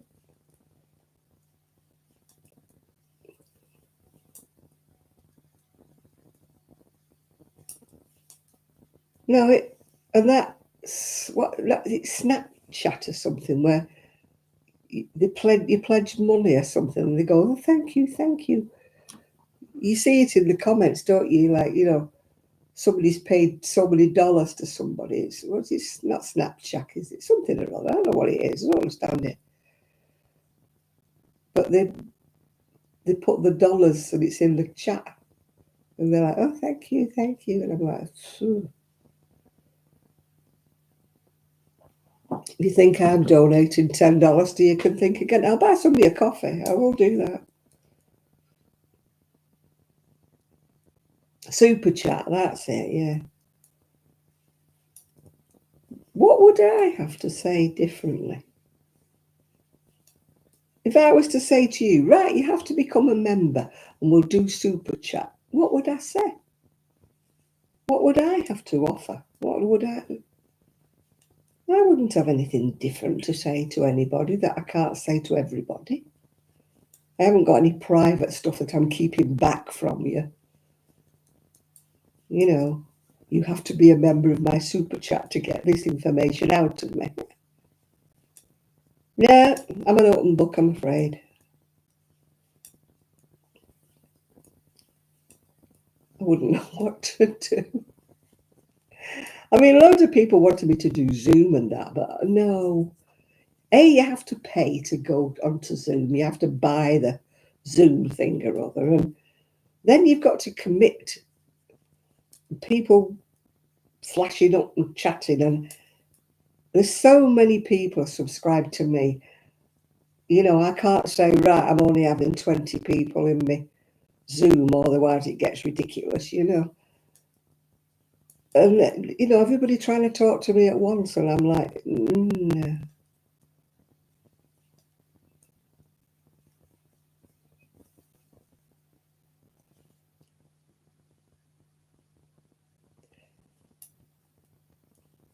Yeah. I don't mind going on other people's Zooms now and again if I get invited. But I don't want to start one. You know, to have to be the one who opens up the Zooms. I mean, luckily I don't have much of a social life, so I'm always in on a Saturday night when I'm here doing this. But if I was somebody with a social life, then I wouldn't be able to do this on a Saturday night, you know.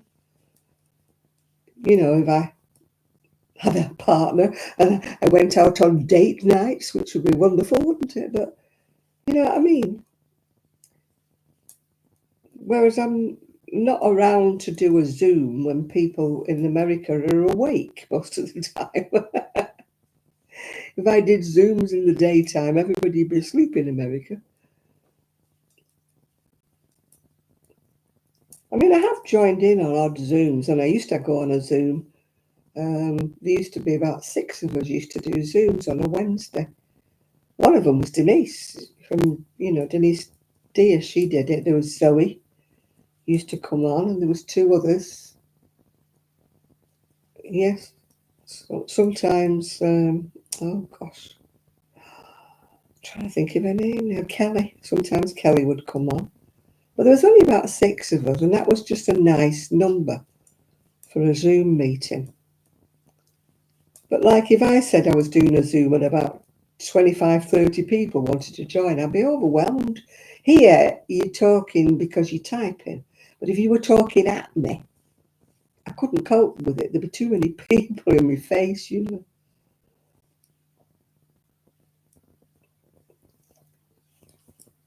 But nobody, well, Denise still does her Zooms. But Denise's Zooms, she Zooms with other people who I did join in one time, and I'm not being awful to Denise because I like Denise and I get on well with her. But a lot of her friends, they were like Stephen West type shawl people. You know, they were all hand knitted, hand dyed people. They weren't really in my league, you know. They were. I felt like the odd one out because I was sat there crocheting acrylic, you know. I just felt as though I was a bit of an odd person in their bunch. Oh, people always want too much, yeah. I mean, I never started YouTube to make money. It's probably as well, isn't it? Because I never have. But that's not what I started it for. I started it because I wanted to. And I do videos now when I want to. I wouldn't want to be, oh, it's Wednesday, I've got to make a video. Oh, it's Tuesday, I've got to make a video. I mean, I did once do that many ages ago, where you do one video every day for a month. Oh, that near killed me. Couldn't think of anything to say. You know, I felt like I was boring everybody to death, you know, because how do you think of things to say every day for a month? I thought people would be bored stupid with me by then. I'm going to try and make more videos. I mean, like, you know, a video in the garage, for example, or a video in the garden, well, backyard, or a video if I go out and about.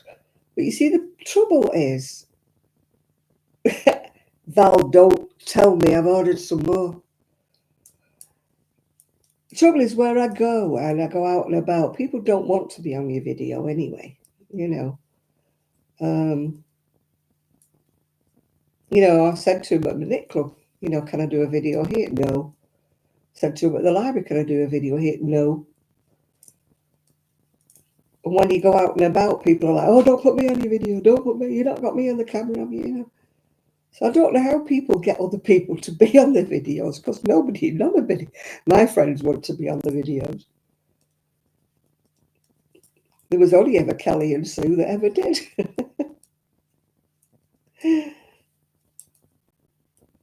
But nobody else ever wants to. Yeah, I influence people in a bad way, don't I, Val? Look into my eyes and go to a warehouse. I mean, I should have been an ambassador for Ice Yarn at one time. Did they give me anything for free? Did they, heck? Did they send me any wool to test out? Did they, heck? Where's my rocking chair? All those people who got a free rocking chair, where's mine? Never got one, did I? Nobody ever sends me things and says, Wild deodorant, will you sponsor?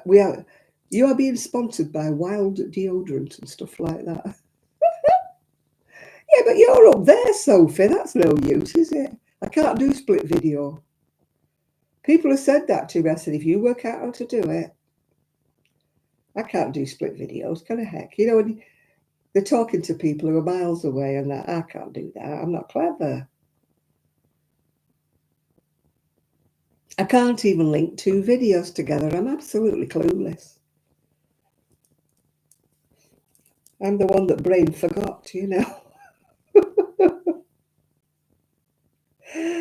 Honestly.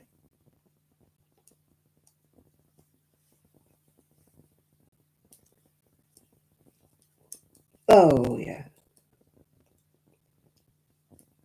I mean, I can't say money doesn't interest me, because like everybody else, money does interest me. But I'm not prepared to knock myself over and be stupid just to earn money. Maybe if I was younger, maybe if I had a mortgage to pay and bills to pay and things, and money was more critical. A Facebook Live. I don't even know how you do that, Sophie. Ask me another one. If you know how to do it, you'll tell me, because I don't bloody know. I tell you, you're talking to the technologically dumb here. Like your old granny that doesn't understand how to turn the video on. That's who you're talking to, girl. I'm just hopeless. How the heck I got into YouTube, I will never know. Because I did work that out on my own, actually. Yeah. It started off life as a blog, actually, and then I got fed up of typing. So in actual fact, I started off my YouTube as a diary for myself. I never, ever expected anybody to even watch me. It was just going to be an online diary for myself. Yeah. And that's what it was. I never thought anybody would want to see what I was doing or anything. And when more and more people joined, I was absolutely amazed. I was like, oh, why do people want to talk, to listen to me waffling on, But people said I was quite funny or whatever, or some people have said I've got the kind of voice that sends them to sleep, which I'm not quite sure if that's a compliment. Other people don't get me accent at all. And they never got Sue at all. Sue's accent, they never got that at all. They used to be practical, but now you're tactical. Oh, yeah.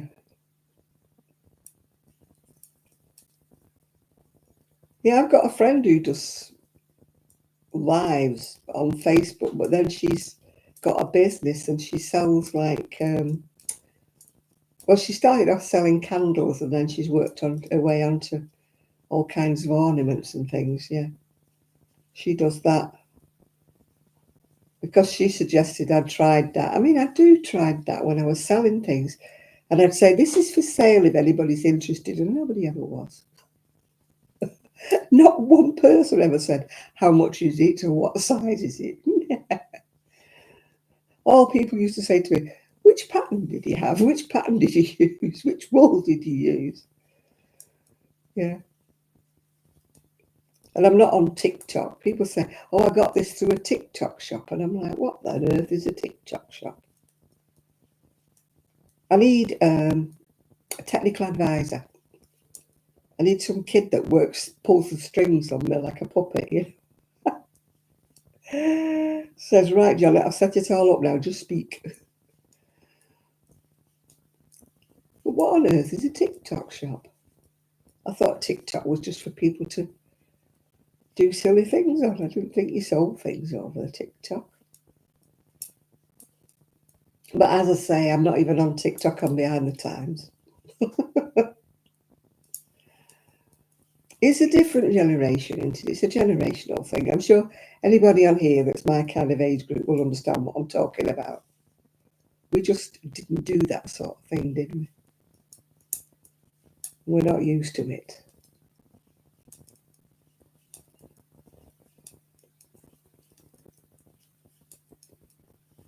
If I'd have been brought up with it, I probably would be all right. But I was born 30 years too soon. Yeah.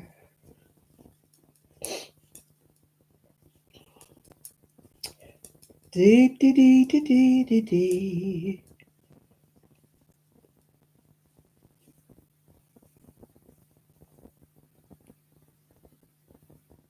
Oh, is that what it is? I don't know what it is. I'm not even on TikTok, Chris, so I wouldn't like to say. I'm on Instagram, but that's not the same thing, is it? But I mean, half the people who advertise on Facebook are fake, aren't they? You know, the fake sites that with fake things. You order off them and you never get anything at all. It's just a scam half the time. So I wouldn't want to order off a TikTok shop and be thinking I'm being scammed or something. I'd rather stick to things like eBay and Amazon where I know where I am, yeah.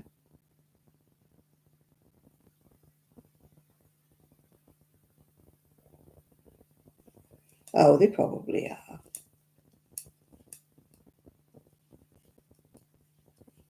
No, it takes me all the time to, and I don't go on Etsy anymore unless it's just to buy a pattern.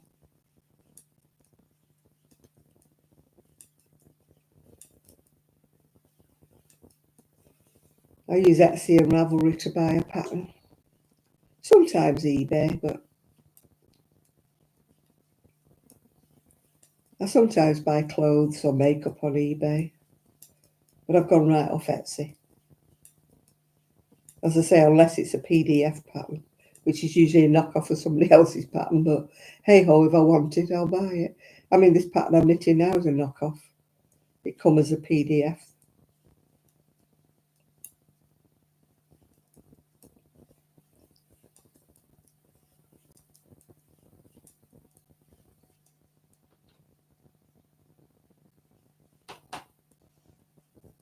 Yeah. I keep getting spam messages. Your Square account is this, that, and the other. And I thought I don't have one. So you're barking up the wrong tree there. Or your Prime Video thing for Amazon.com.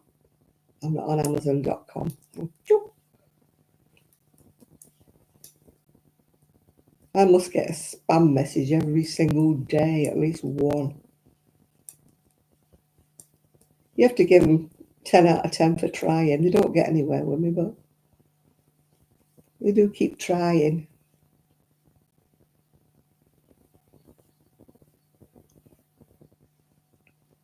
I don't know whether anybody falls through anymore, but somebody must do, otherwise they wouldn't do it, would they?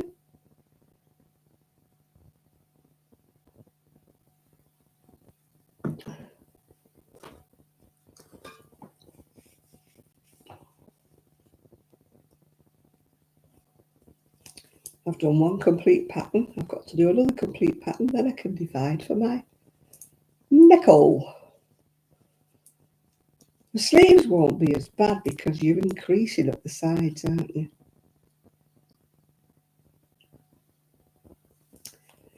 Well, I mean, I did think about Ko-fi, you know, for selling my stuff, but I watch Sheila, and Sheila says nobody ever goes on. Well, nobody ever finds my Ko-fi to buy me a coffee, so I'm sure they won't find me Ko-fi if I try to sell anything through Ko-fi.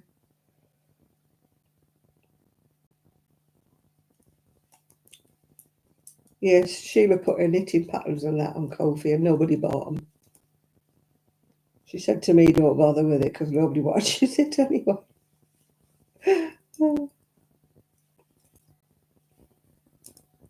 I only have a Ko-fi account for if anybody wants to buy me a coffee.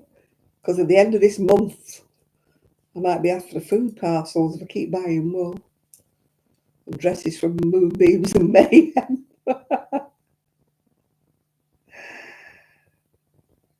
You've got to drive my own traffic onto. Oh, well, you see, that'll let me out right away, Chris.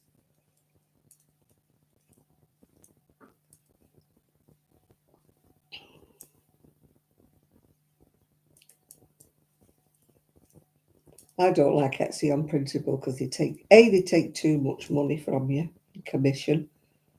And B, of course, I never sold anything on Etsy to the UK. My Etsy sales were always in America, and now with all these tariffs and God knows what else, there's no point. No point at all trying to sell to America anymore. Well, hello there. I was just talking about you before. I said I sent you a message and I never heard from you. I was just hoping you were still in the land of the living. Yeah. Trevor is on the channel, everybody that doesn't know Trevor. The love of my life is Trevor. Never met him. He's still the love of my life. Don't know what he looks like. He's still the love of my life. He's my man of mystery, aren't you, Trev?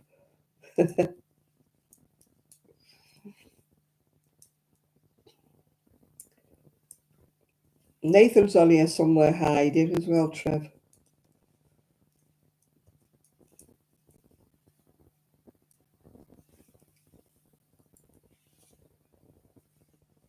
Well, I did send you a message, but if you didn't get it, you didn't get it, did you?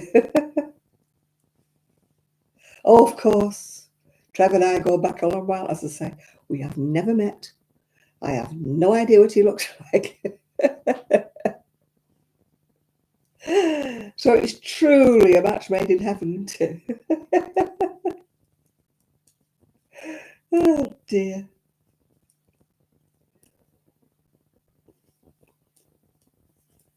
He used to make videos, but all I ever saw was his hands. He's very coy. Never showed his face. Somebody swore me out that you had a video where you showed your face once, and I said, no, we didn't. You never did. He's very coy. All I saw was hands when he was doing his, what was it, resin, wasn't it? Yeah, the resin videos, I saw his hands, yeah. He did live videos with people, and I never saw him then. He just talked and did his diamond painting, I think, when you did your live videos, didn't you? He's very shy. You could have worn a mask, Trev. Or a bobby hat pulled down, you know, balaclava with eye holes.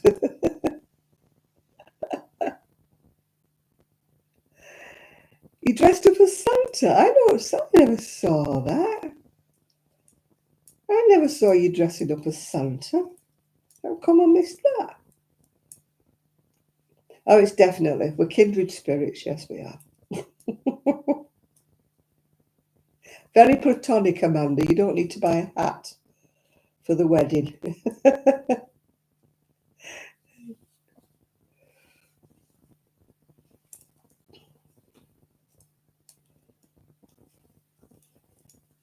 They're the best kind of relationships to have, aren't they? Platonic. Best ones to have.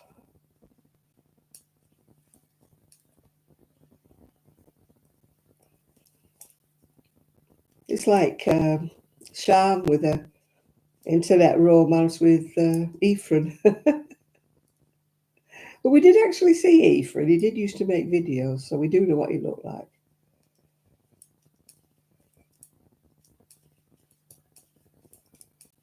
Although he hasn't made any for such a long time. He's another one that doesn't make them anymore.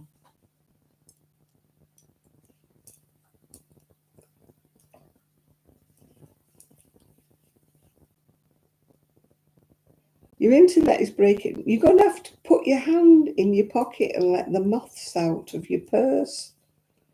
Buy a new phone. Get your internet sorted out. My Trev.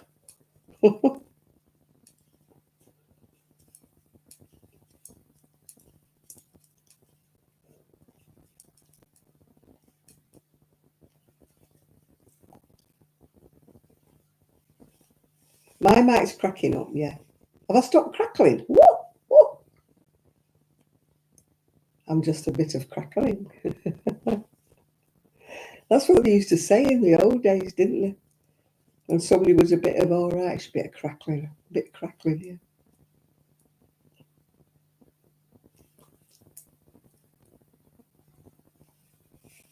You're going to try and come back, you better add. Put you over my knee and smack your bottom if you don't come back, Trevor. I can be quite a dominatrix when I want to be.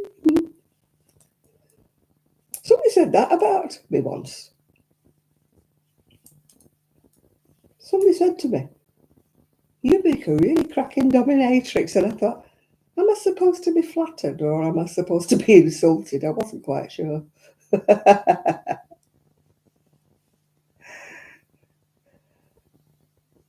Yeah, I don't think that would work with Trev.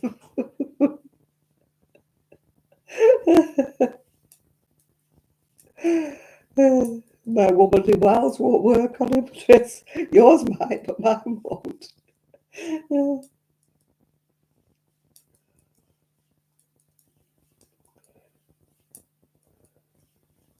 Yeah, if somebody said to you, you make a good dominatrix, anybody, the ladies on here, would you be insulted or flattered? Oh, dear. It's like when people say, oh, I love your voice, it sends me to sleep. I mean, again, is that a compliment or not? Yeah. Backhanded compliment?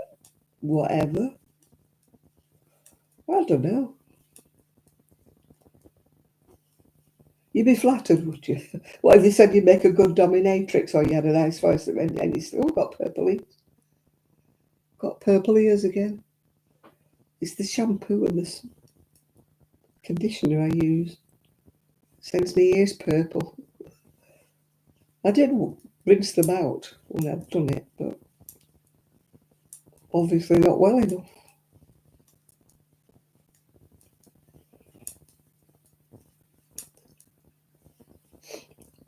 I did get called a Rottweiler once when I worked at the job centre.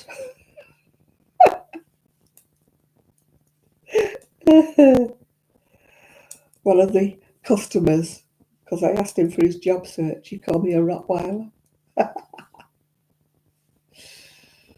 thought it was rather funny, actually. He thought he was insulting me, he picked the wrong person. It rolled off my back. I don't think he got the right response when I laughed. Well, I've been called a lot worse, believe me. Try working with the general public when you're stopping their money. You get called a lot worse than a Rottweiler. I think I learned every swear word that there ever was invented. And I got called it. You know that sign that says, any insults and that will not be. They have it at the NHS now, don't they? Any kind of behaviour will not be accepted. They didn't work at Salford Job Centre. That was part of the norm. If I didn't get sworn at, it was a good day. Oh dear, when you're working with the general public and you're stopping their money for some reason or another, they get a little bit upset with you because they never will accept it's their fault. Well, it is their fault that they didn't do something they were supposed to do, and therefore their money got stopped. But it was never their fault.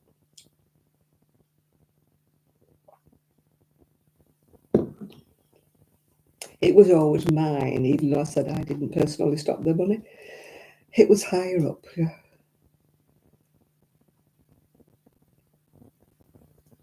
Oh God! Oh, abusive. Yeah, they have.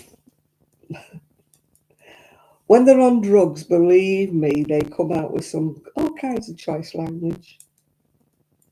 I've heard it, especially in the chemist when they can't get their prescription on time. They can't get their methadone. They come out with very choice words. I've been in the chemist when they've all kicked off, yeah.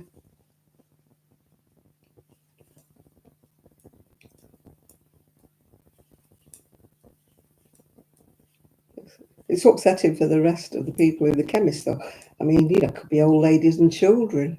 I'm still crackling. Yeah, I'm a bit of crackling. Well, there's old ladies and children waiting in the queue, these drug addicts come in and start shouting the abs off in the chemist just because they can't get the methadone on time or whatever. It's not nice for the rest of the world.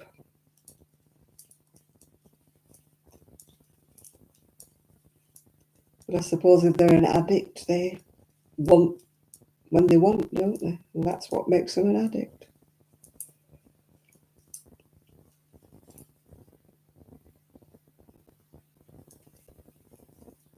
Thankfully, I've never been one. I don't think I want to be one now, my time of life. I take enough pills, but I'm not a junkie. If I don't take them, I don't have withdrawal symptoms. I might do eventually, but... And I forgot to take them yesterday again, so... I play Russian roulette with my pills, honestly. So I wonder I'm still here. I object to swallowing 13 pills a day. It gets me down.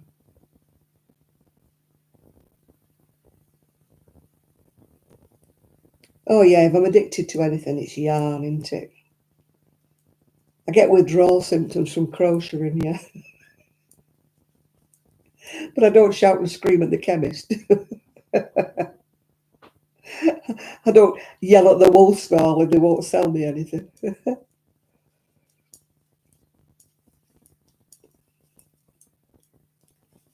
I want some wool and I want it now.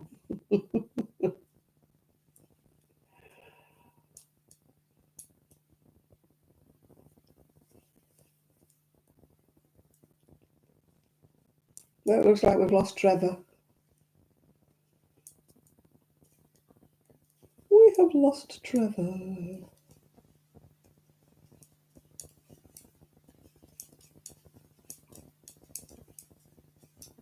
Yeah, I don't know what to make.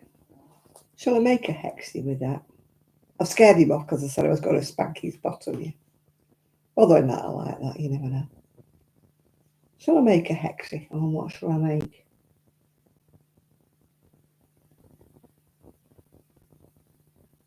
Well, she got some more wool.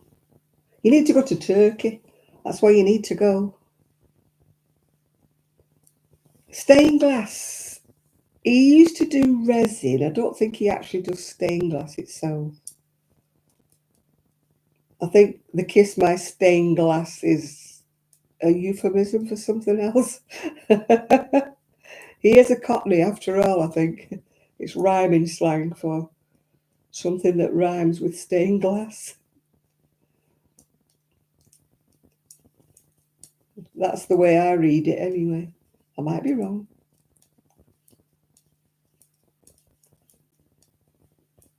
He used to do diamond art and he does resin and he does buttons and pins and different things. I'm not quite sure what else he does. He's very sort of crafty minded.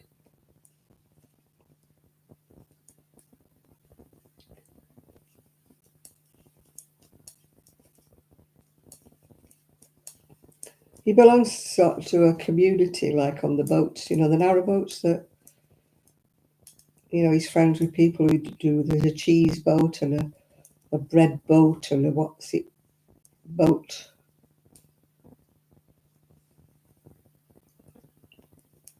You knitting a cardigan, yeah. Thing with that is, why I was thinking of a hexie is I don't know how long the colour changes are. And if you crochet in a cardigan in a normal way, you can get like a big patch of colour, like on a front, or a big patch of colour on a sleeve. Whereas on hexies, because you're going round and round and round, it doesn't tend to happen. Oh, we shall see what we shall see. Watch this space. Although it might not be for a bit because I've got to finish this pink off first. Might be a week or two yet before. Unless I get tempted and start crocheting. Which is entirely possible. I am weak-willed when it comes to crochet.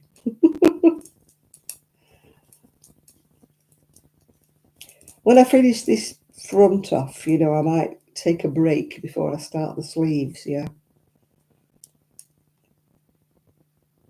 Or I might do this when I go to knit clubs.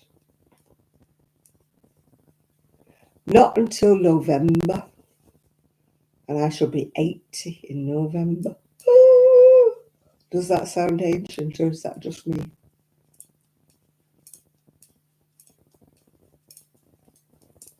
I get an extra 25 pence a week in my pension when I get to be 80. And then next year, unless she's cancelled it again, I might get extra money in my heating allowance. But not this year, because I think the cut-off date is before my birthday. 80 feels up. Well, after you've been weeding in the garden, in the pebbles, I'm just, my back hurts, my hips hurt, and when I bend over, it's pulling, like sciatica, pulling down both legs. I feel like I've been to the gym. No, the sleeves are just narrow sleeves. It's an old-fashioned pattern with what I call normal sleeves. Oh, the hexie cardigan. No, I stop them before they get big. My hexie cardigans veer off the pattern. I only do them so far, and when the sleeves are wide enough, I stop. I don't want big floppy sleeves. So when it gets to a certain, I stop, and then I add a bit on the sleeve, and then I go round the bottom and I add on the back and the front. So I only do a hexie so far.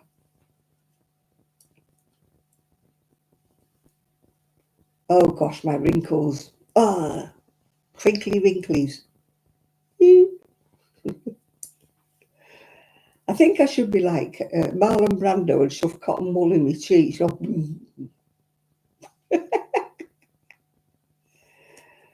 Listen, my knees have been 85 for many years, I tell you.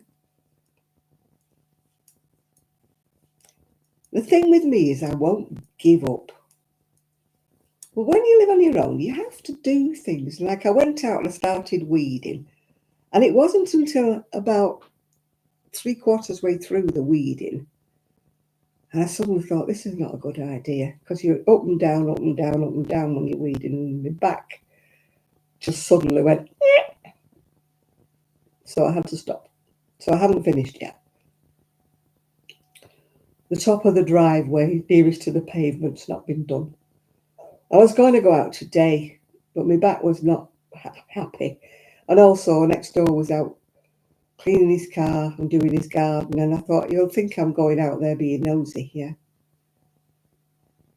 Well, my knees started bothering me when I was 13, actually. I fell really badly. They said I'd have been better if I'd have broken my knee, but I didn't. My knee bent the opposite way. Oh, when I think about it, it goes through me. My knee was actually bent the opposite way to what it should have been bent. I fell sliding on ice, and I hadn't broken it, but I'd just ripped it to shreds, really, basically. So from being 13 onwards, my knees had arthritis. And I had a new knee about 15 years ago, 16 years ago, and it's not been a success. And now I need a new hip, but I don't want one. I can't walk with my back anyway, so what good's having a new hip? I'm not going to get up and run around, am I?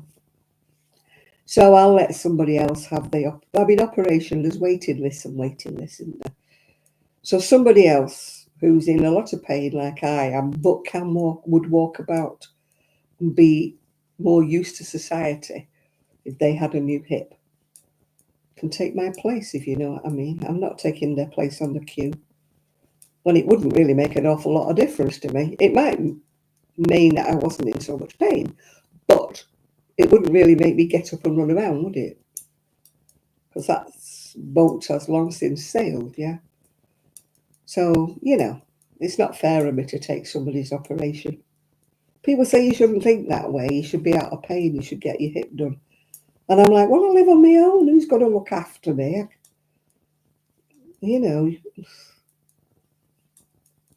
Admittedly, you're up and walking about these days, and I could bolly manage on my own with crutches. Maybe a wheeler or something in the house. They'd probably give me one of those if I asked. And I live in a bungalow, so there's no stairs, is there? But I just can't be bothered. I just don't want. I hate operations. I hate. Some people love being ill, don't they? They love going places. I don't.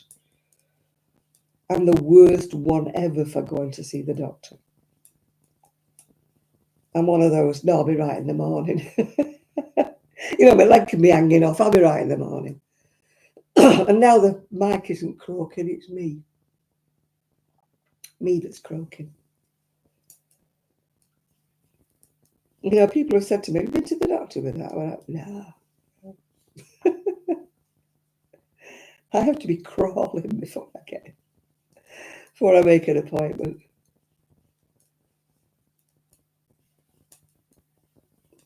I mean, I have to go with my diabetes. I've got to go for a blood test sometime in September. I've got a letter, I need to look it up. It's at the beginning of September sometime. I've got to go for my diabetic blood test, which should be fun.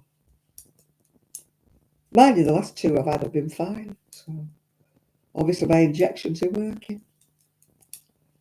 I just had my injection before I came on here. I forgot it yesterday. Forgot all about it. I've got a reminder on my phone, but I just stop it and then forget.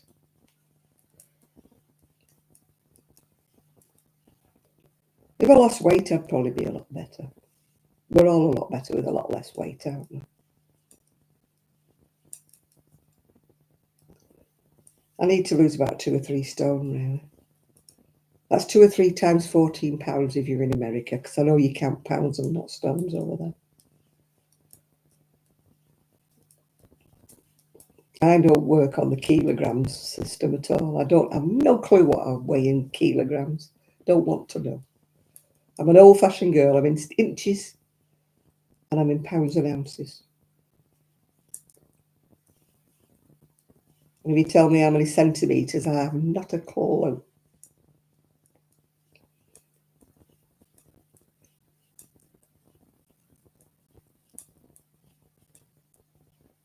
I know years ago when one of my friends had a baby, her husband said, what did it weigh? And they told him, and he said, can you tell it me in English, please? Because they told him in kilograms or something. He said, can you tell me in English how many pounds does it weigh? He said, I can't go back and tell my mother it weighs so many kilograms. He said, she won't have a clue. I haven't got a clue. I haven't got a clue. If you said to me that's 2 kilos or something, I'll tell me it weighs 2 pounds or 3 pounds. I know what you're talking about. I can visualise that. It took me ages to get to grips with the decimal system. Oh. Shall I get some chocolate? Or shall I have a crab stick? I don't really fancy chocolate. I might have a crab stick. Ooh. Excuse me while I try to get up. This could be a while. Just talk amongst yourselves while I get up. Ooh. It's a good job the fridge is only there, isn't it? Oh, jeez. Oh, little fishes. Ooh.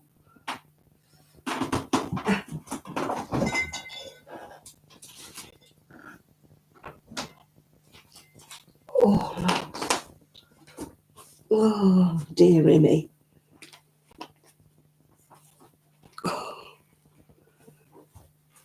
Oh, I thought I might have been able to do my weeding tomorrow. Are you going to say good night, Val? Good night, Val. Seafood sticks, Amanda. Seafood sticks.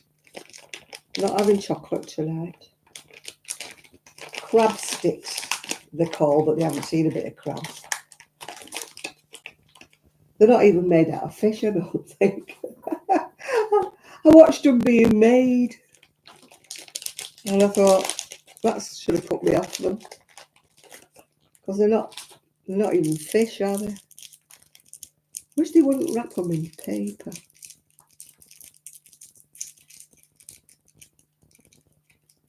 $33. Mine's $56, my baby.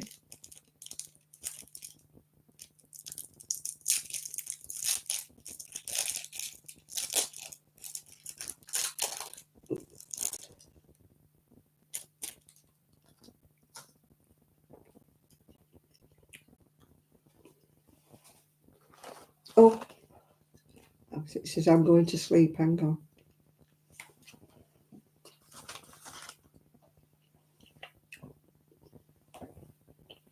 Crab stick.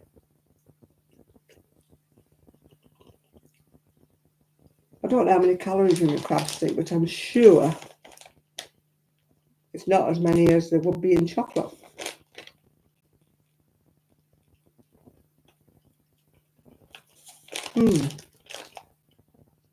Can't see without my glasses. Whether it tells me how many calories are in a crab stick.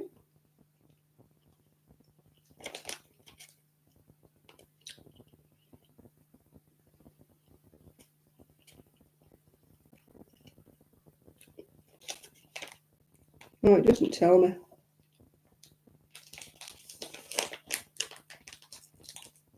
Oh yeah. There's 42 calories in 100 gram, which is approximately half of a pack, which is what I've got. So it's not too bad. 42 calories, is it? Probably less than chocolate, isn't it? And I probably won't eat all these crab sticks, so.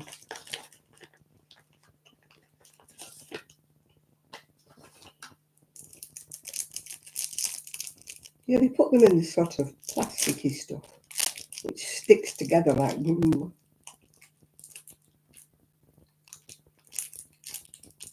Gosh. You didn't take much of a break, did you, Julie? 28, 27, 26. Oh my God.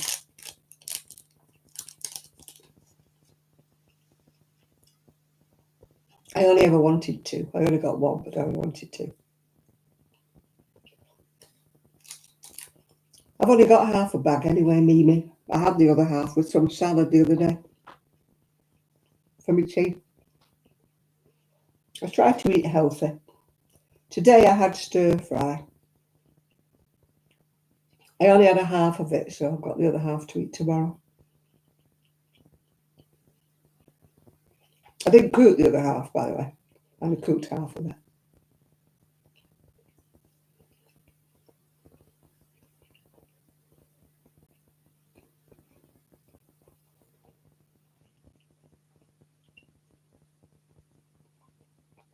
I try to watch my carbs, you know, being diabetic.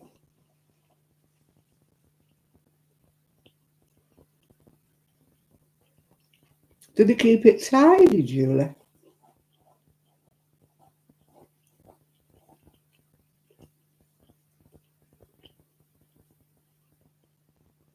You imagine 4 of them living together. Just being like a sink full of unwashed pots and loads of socks everywhere. Or am I thinking about the young ones? Remember that TV series, The Young Ones?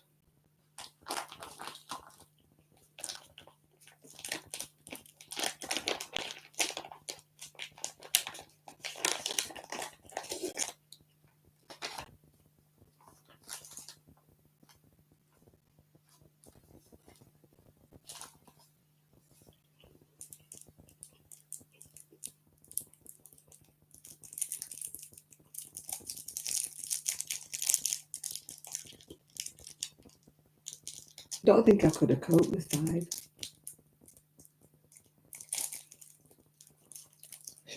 I hope to have coped with 4. No, not 4, 2. No more than 2. The house wouldn't have been big enough.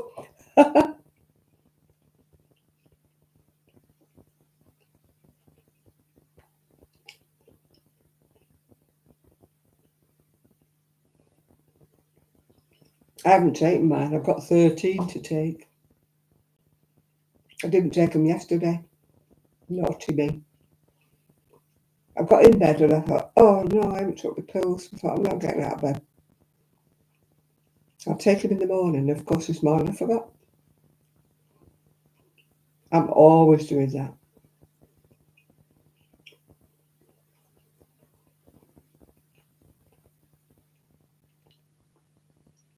If I take them 5 days out of 7, it's a good week.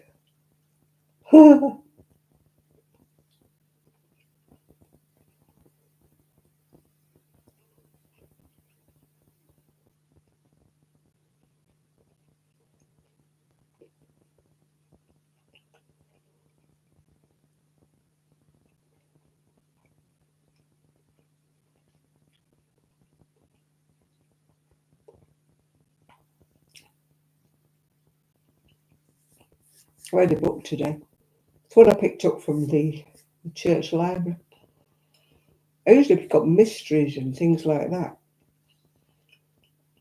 I started reading this. I thought it's very Mills and Boone. Boy meets girl, or girl meets boy. It made a nice change. And of course, they're always rich and handsome, aren't they?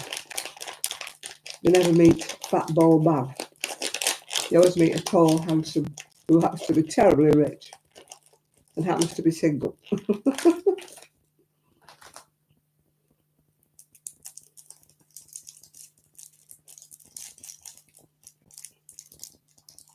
It's nice to read a bit of fantasy, isn't it? It never happened to me, and now it never will, but never mind.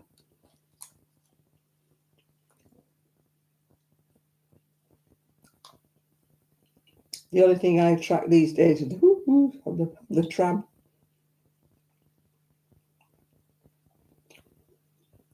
Well, that's enough of them now. I've had 4 of them, that's enough. Oh, I've said never. My bait's gone off, Julie.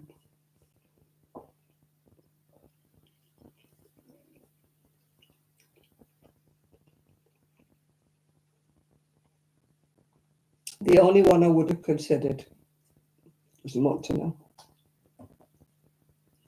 I've tried hinting, believe me, but no. As they say, I am flogging a dead horse.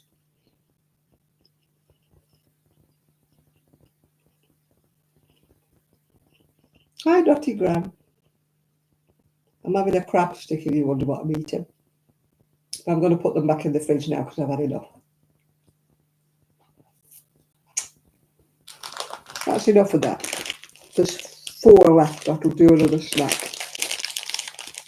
Oh, I've got to get up again, haven't I? Oh, my God. Oh, Janet. Oh, I hope you get. Up you get, girl. Oh, no.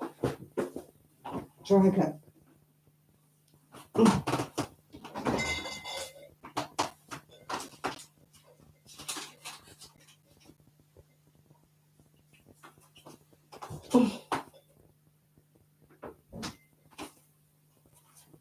Oh, dearie me. I know what I can have. I've got some wine gums.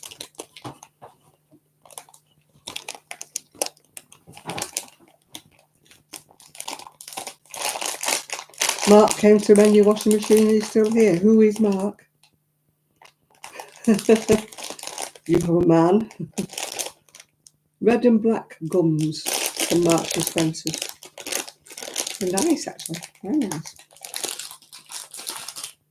I'm going to have a red one.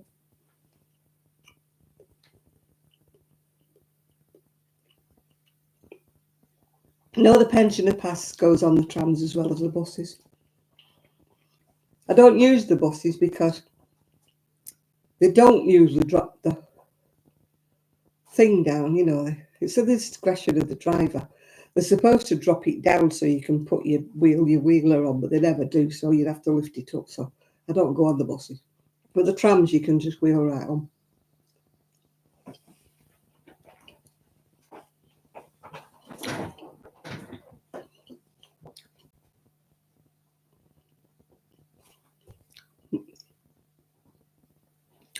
No, it's usually Lydia who's the latest one.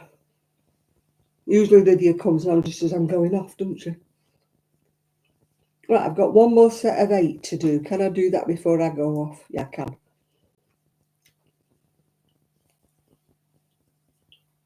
Oh, the man that lives with you. Well, you're lucky you've got one.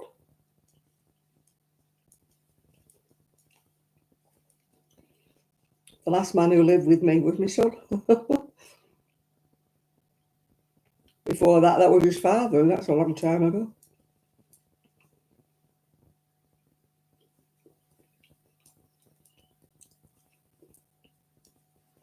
But the love of my life never lived with me.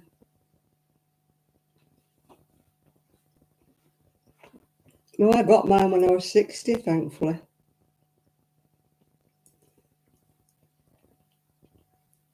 I was one of the last ones that could retire at 60. It's just good as well because I couldn't have carried on, you know, with my ill health. And then I had a major operation when I was 62 or 61, can't remember. I think I was 62, just.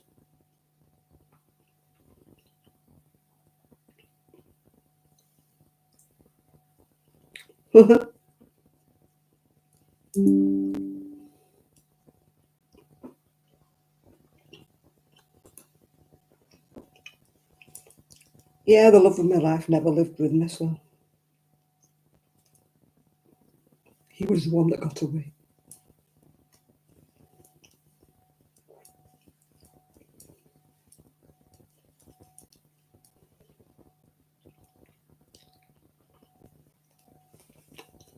He's still the only man I would consider, actually. But no chance of that.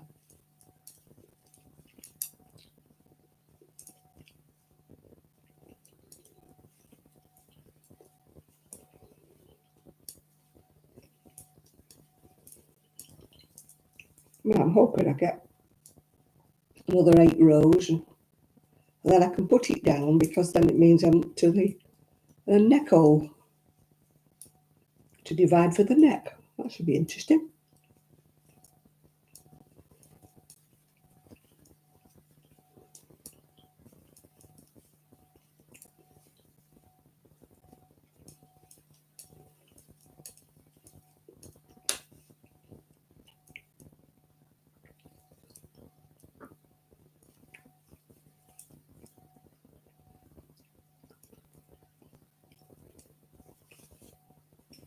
Well, if I live with anybody, they might object to me wool. Then they'd have to go.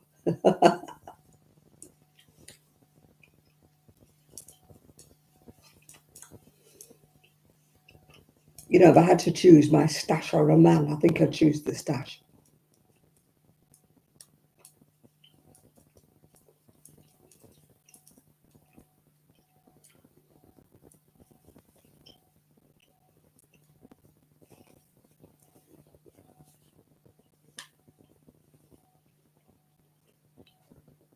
Yeah, Mills, Mills and Boone stuff only happens in the books, doesn't it?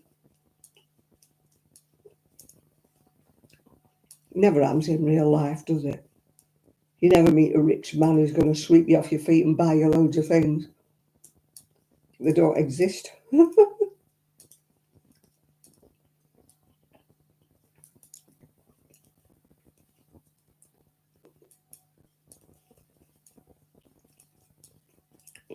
I'd settle for one that has a hammer and a car, and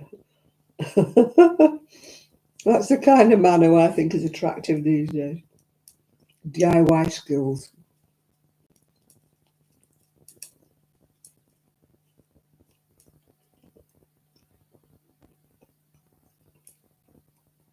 Yeah. Listen, Dottie, you and I would never get through my stash until the day we die. There's that much of it.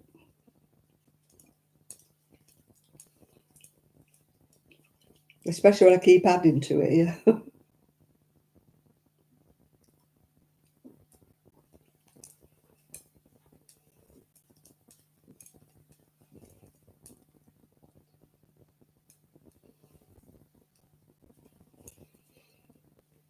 No, I quite enjoy living on my own, except when it comes to things like weeding, you know, and putting up curtain rails and things like that. And painting. That's when I miss having another pair of hands. A handy woman would be fine.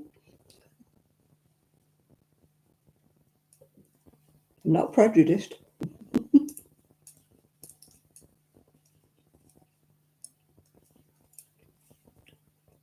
When we had our house, yeah, I'm working on the pink sweater still. I'm on the front now. No, at the house, the decorators were two ladies.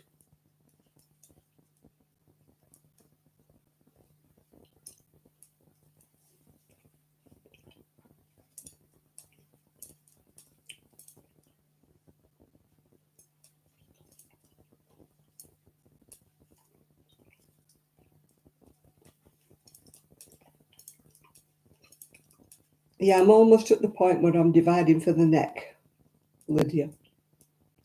And then I've just got two sleeves to do. Oh dear.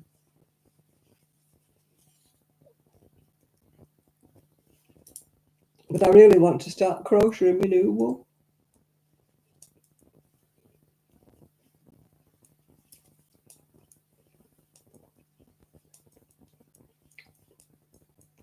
But there's no knit club on Monday because it's bank holiday over here. So I might get something done.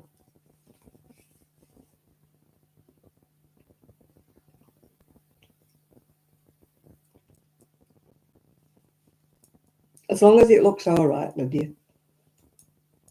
What do they say? Fake it till you make it.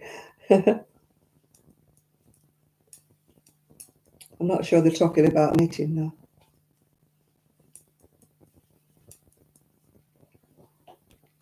Oh, jeez.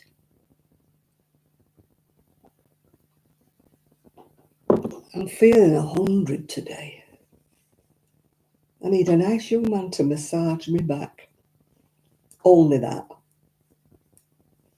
Physiotherapist would work wonders for me today.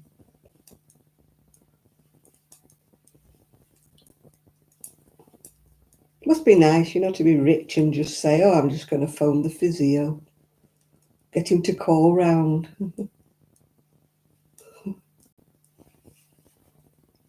A house call. That'd be nice, wouldn't it? I don't think any of them do house calls anymore.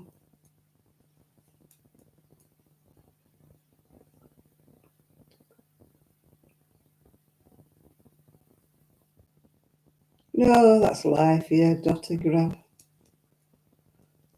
Some things are not fair. It's like me. If I was born after 1951, I'd get more pension. But I wasn't. So I'm on the lower rate.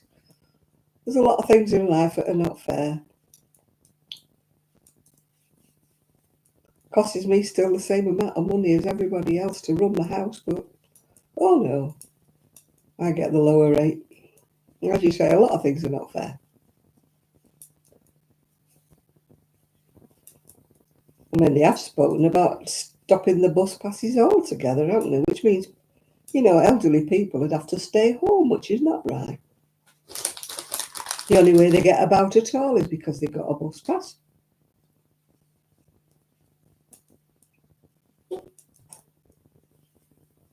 It would make a big difference to them if they had to spend £3 or £4 on bus fare every time they went shopping.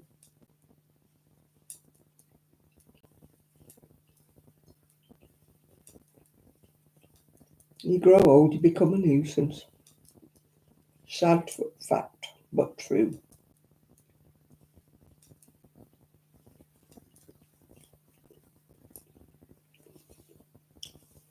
But the fat cat politicians that make all these decisions retire on wonderful pensions, so of course it won't bother them. No, they won't give me a rise. There's no plans to bring us into line. I mean, when you think most of us on the lower rate pension are my age group, they're probably waiting while we all die.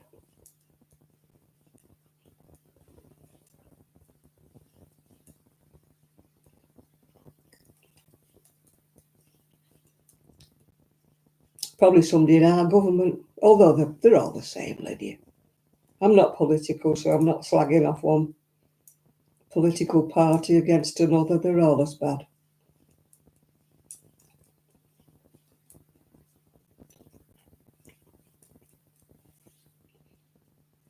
They don't have to think about, relying on their old age pension to live. Not everybody's got fantastic private pension. And if you do, they tax you on it.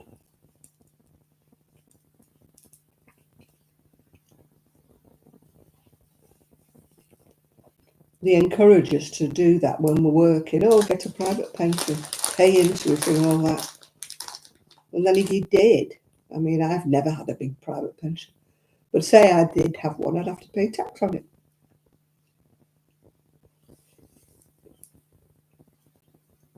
It's true, isn't it? The rich get rich and the poor get poorer. It's not just the UK, it's everywhere.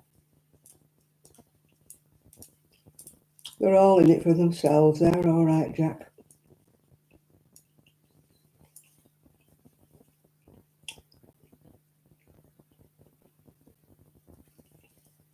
You wouldn't mind if they ever stuck to their promises. As I said, I'm not political. I'm not calling one particular party. Any of them. Don't care who it is who's in power. They all lie. They should have to take lie detector tests when they're promising the other world, yeah. Because then when they get in, they say, "Oh, me, I never said that." Oh, no, no. Yet they're on telly, aren't they? They're on record. I mean, in the good old days, it was just hearsay, but now they're recorded everywhere. Everything they say, everything they do is recorded, and yet they still deny it. Oh, I never said that. You've misunderstood.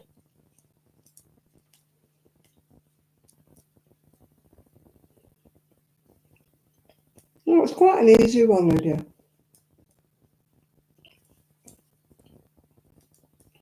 It's sort of logical where the holes go, although I did go wrong once. But it's kind of logical where the holes go.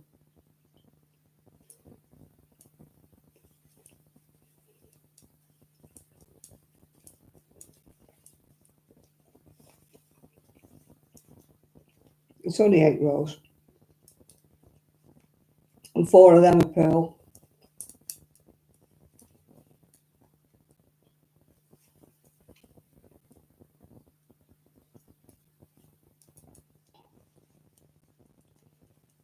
Oh,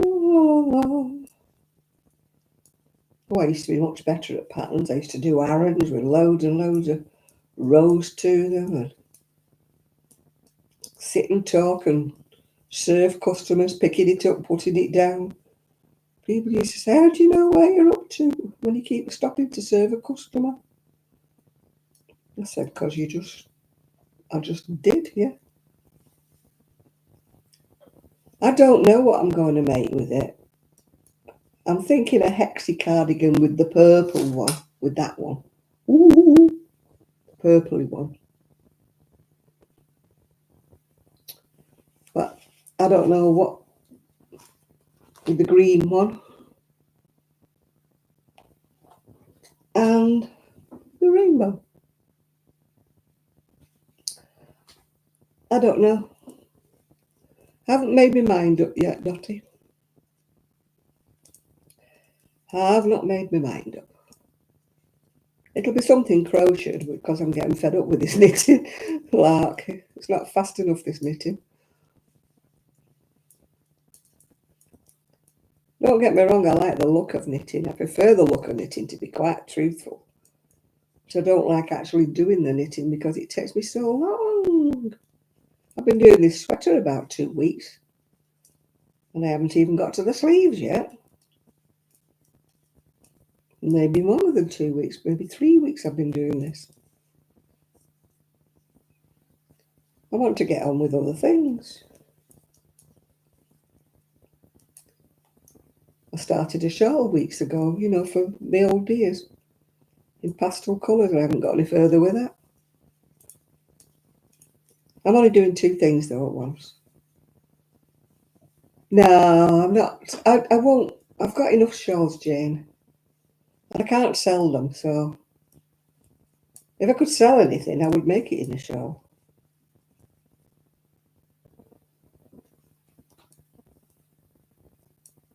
I got 6 of each.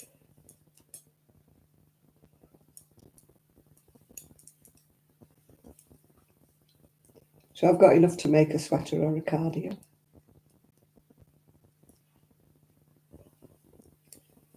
It just depends how it pools, you know.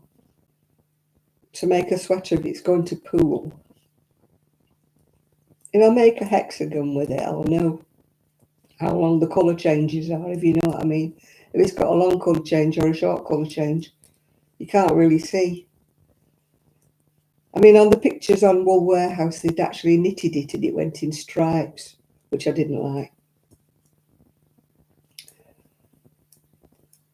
So there's no way I'll knit it. I don't want stripes. Because if it's long colour changes and you get one front like turquoise and the other front purple, it looks a bit odd. I'll be faffing about cutting bits here and there trying to get it to sort out. But if you're doing a hexagon, of course you're going round the other way, so it won't matter the same. So that's what I'll start off with, a hexagon, to see how long the colour changes are.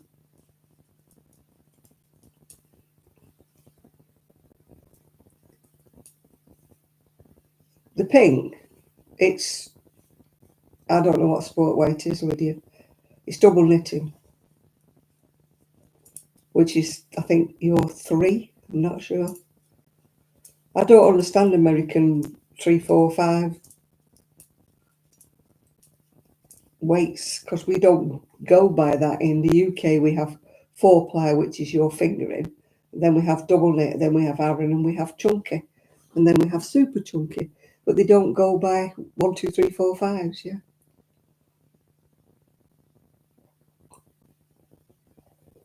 Ours go by ply. I wish we'd all get on the same page.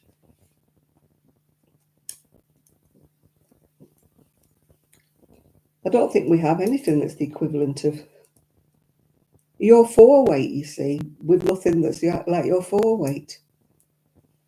Because double knit's finer and Aran is thicker. And what sport weight is, I haven't got a clue. That's what's so maddening about me buying US patterns, is It's not that I don't understand them. I mean, I've worked my way around getting to know US crochet terms, but it's what weight is the wool? You know, I have to faff about trying to decide what size I'm going to do and what wool I'm going to use because, you know, we don't have the same.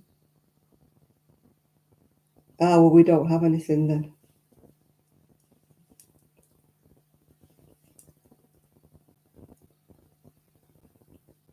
It would look nicer, I think, if it was a crochet sample.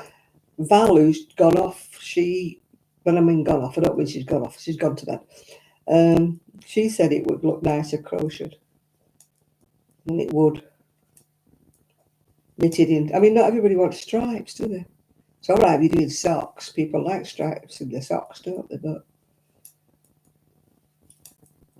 I'm not a fan of like stripes, especially in knitting. Not for a garment. Anyway, don't get me wrong, yeah. I've got some red heart left, yeah. It's very stiff, isn't it, red heart, though?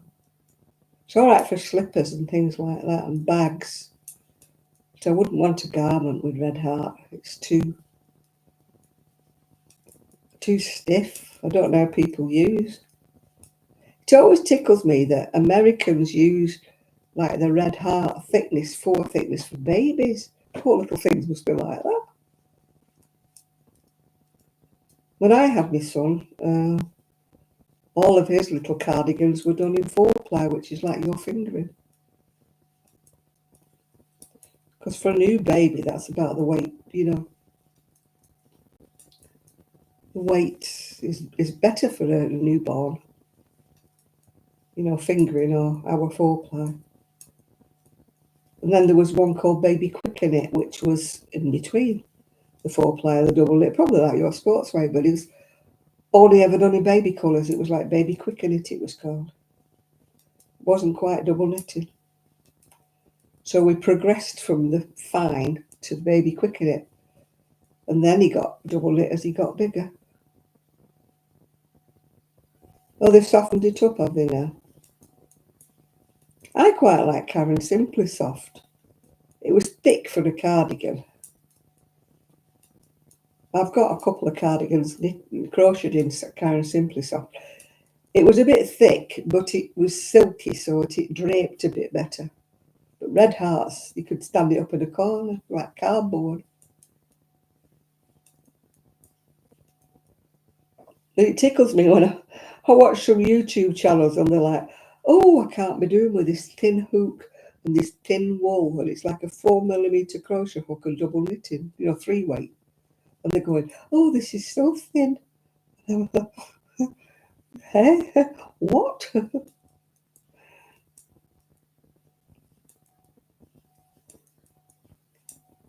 They probably wouldn't knit. Like, this is double knitting, which is like your 3, and it's on a 4mm needle. People would say, it's too thin, it's too thin.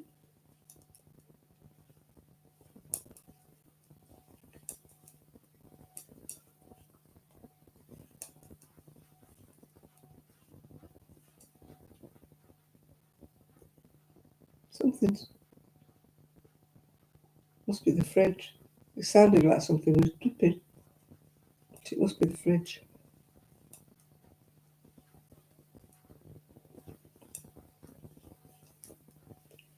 What tickles me was when people were knitting garments in that big thick stuff, you know.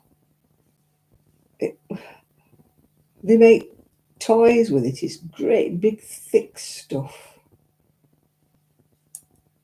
And they're crocheting toys with it. It's like chenille stuff.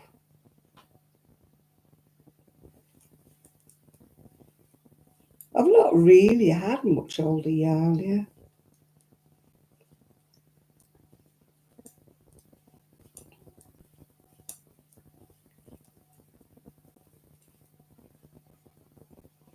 This isn't particularly a thick double knit.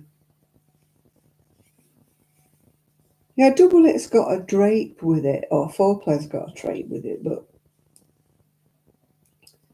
anything thicker I mean, iron's all right if you're making an outdoor kind of jacket, yeah.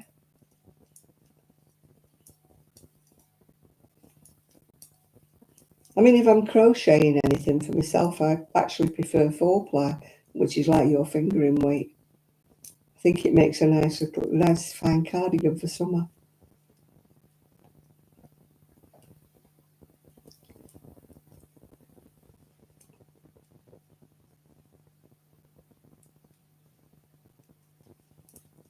Yeah, I had a red cardigan on the other day, really liked it. It was 4-ply, I think, with like a lurex thread going through it.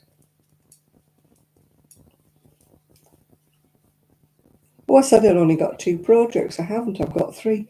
I've still got that emerald green that I take to knit club. That was from a machine cone.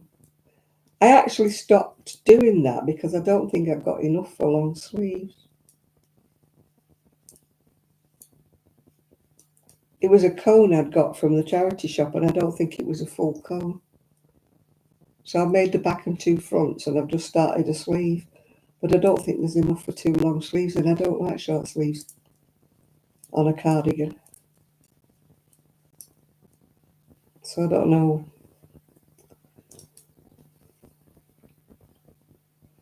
It's finished apart from sewing a lot of ends in. I've sewn the majority of the ends in, but it's finished, yeah. It got finished a couple of weeks ago, that. I'm doing a granny stitch shawl at the moment, but I've only done a few rows on it. It's the big wide shawl, but I've just done a few rows.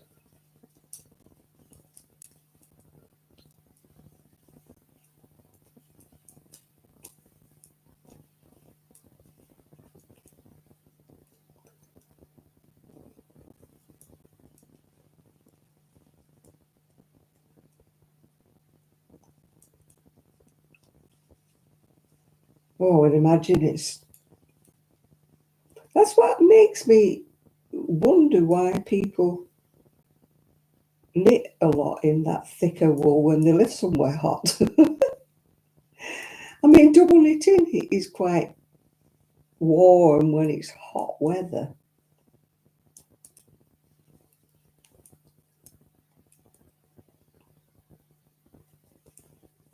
And I must admit, in the winter, I do put a cami top or something underneath it.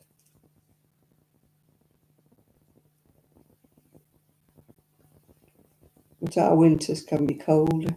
It was quite chilly when I woke up this morning, actually. But then it brightened up and the sun was gorgeous. I managed to get all my washing dry. And it was bath towels and things, yeah.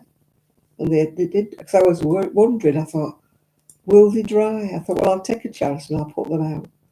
And I'm glad I did, actually, because the sun came out and they've dried beautifully, yeah.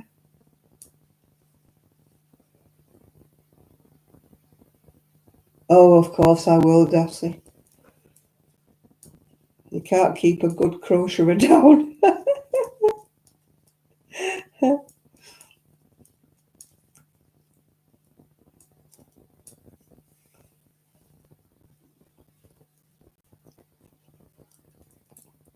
There's a craft fair on in Blackpool tomorrow. It isn't just craft fair as in knitting and crocheting, it's all kinds of craft, if you know what I mean. But I'm not going. I've spent enough.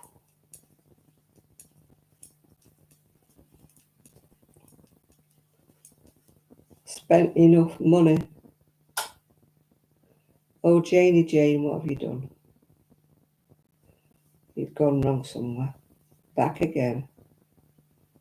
Luckily, it's only a few stitches in that I've gone wrong. I've put my wool forward in the wrong place.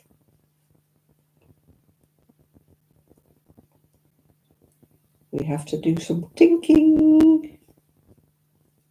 Tink, tink, tink.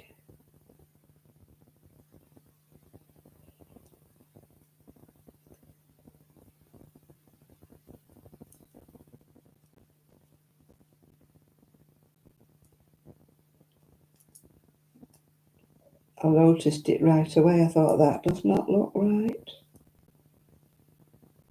It was there. I went wrong. I'm back to where I went wrong. I haven't done that one yet, Sandra. I haven't done it yet.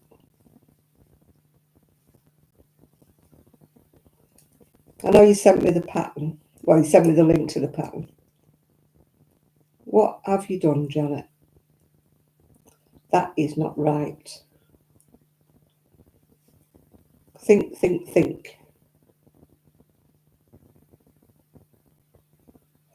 That's where you went wrong.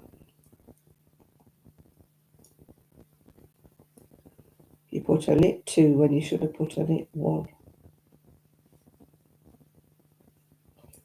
It's on a YouTube video. Sandra did send me the link. I think she put it in our page, didn't you? If I remember rightly. She put the link on our page.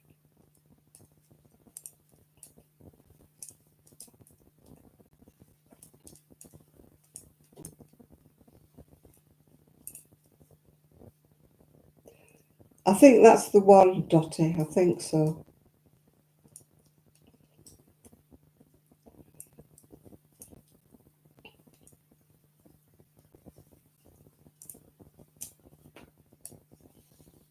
I've got some blue wool I got given. If you saw one of my videos, I showed it to you. It's like a deep blue.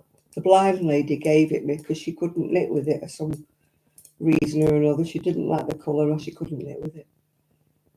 Because I'd said to her, do you want me to make you a shawl with it? And she said, no, I want you to use it to make something for the old ears.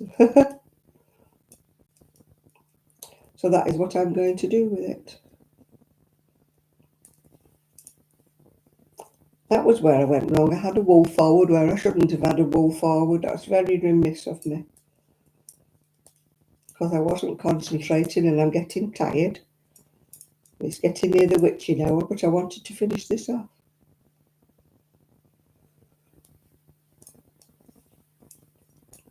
I've only got 3 more rows to do. And then I'm up to the neck hole. And I'll do the neck tomorrow when I can concentrate. No, I don't, Sandra.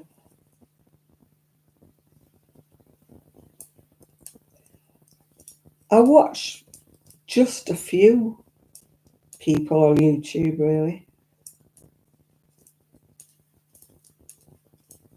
If I watched everybody that everybody recommends, then I kind of...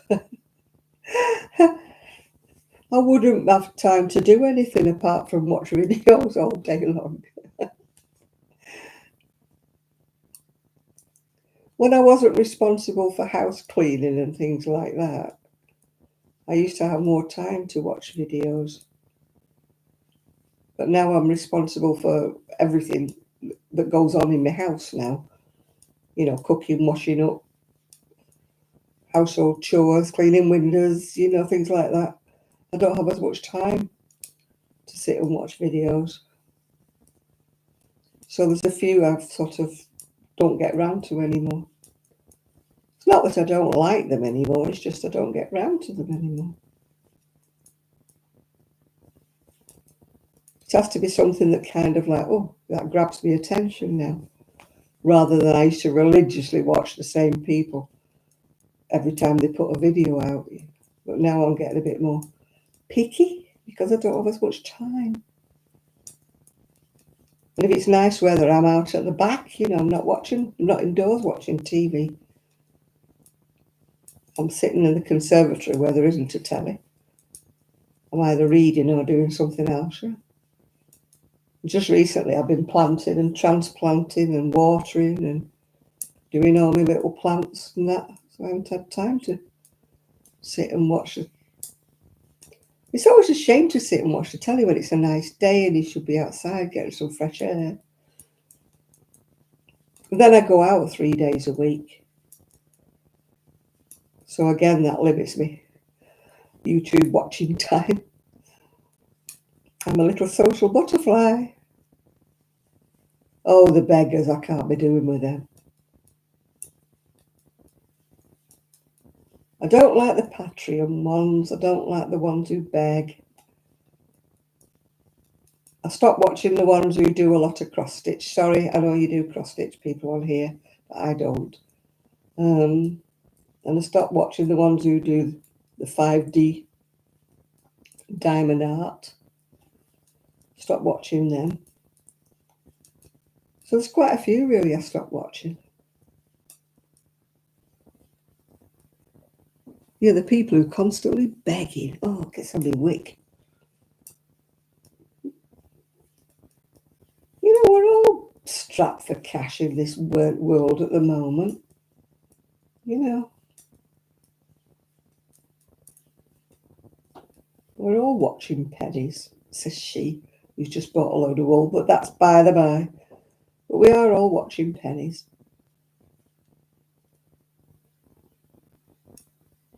Oh, I do, yeah.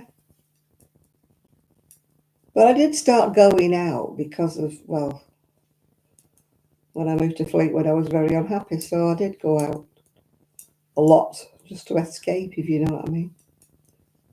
Well, I loved my home in Manchester, so I stayed in a lot. But having said that, I had a lot of friends in Manchester who used to visit. So, you know, if you remember, you know, I was always at Kelly's, so Sue was always around, and I had my neighbours that was always calling in and things like that. So I didn't really feel the need to go out so much when I lived in Manchester. I had a social life without leaving my property. And people in the street, I was friendly with all the neighbours.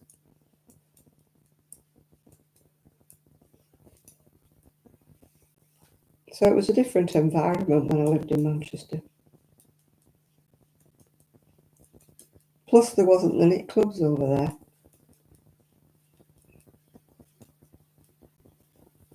I went to one, which I used to like, but I had to stop going because it was a tram ride and a bus ride and then a walk, and I couldn't do it anymore.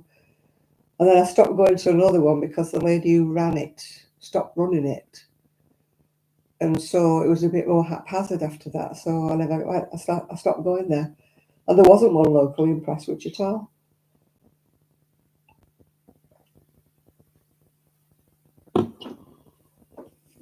Tell a lie, there was one in Prestwich, but all they ever did was make things for charity.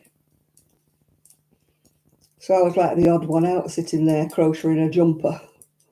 And they were all making amigurumis and toys and things like that to sell for charity. So I was like the odd one out because I wasn't doing that. So it was like, oh, you're making a jumper for yourself? Oh. So it was like I was doing a bad thing. I was doing my own crocheting at the... Everybody else was sitting... Well, they weren't actually knitting or crocheting. They were doing a myriad of different crafts, you know, felting, needle felting and stuff like that, yeah.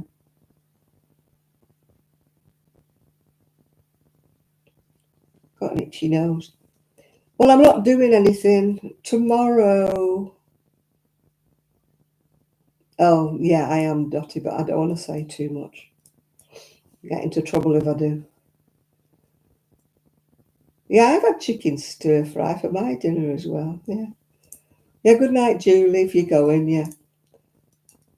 If my back will let me, I've got to finish off doing the weeding tomorrow and water my poor little plants out the back that have been sadly neglected this week. So that's what I've got planned for tomorrow. Monday, I don't know. Don't know, probably. I might do some crocheting. You never know. Might do some crocheting, yeah. Yeah, well, if I stay a little bit past the witching hour, I might actually finish this last couple of rows. Yeah, no, if I say anything, Dottie, I'll be in trouble, so I'm not saying a word. Why is my nose so itchy? This wool must have fibres. Oh.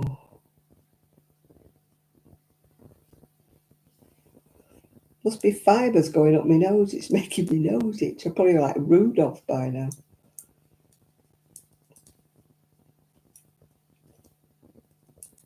Yeah, I had chicken stir fry. I've got enough to cook for tomorrow as well. I've got it's sitting in the fridge in marinating. I only used half of it today. I don't eat big meals. And I'm trying to watch, myself for carbs and things, with being diabetic. Because I had bread today, I wouldn't have anything with bread or pastry or potatoes for my tea. I'm not strict with myself, as you know, because I've just eaten about 6 sweets there. No, we always used to say you're going to have a row, actually, if you have an itchy nose. So unless I argue with myself, yeah.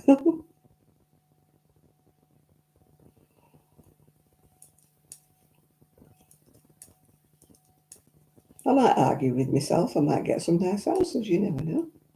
I might win the argument if I argue with myself.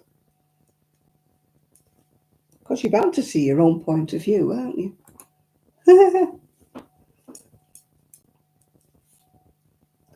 I do argue with myself. A friend of mine said, "You're not as bad as me." He says, "When I argue with myself, I don't talk to myself for a fortnight." I said, "Oh, I'm not that bad." I usually come to some agreement with myself when I'm having an argument with myself. I usually agree to a compromise.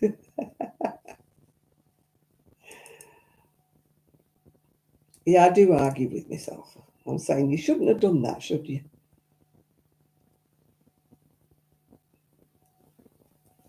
Yeah, I've got two nice knitting groups at the moment, yeah.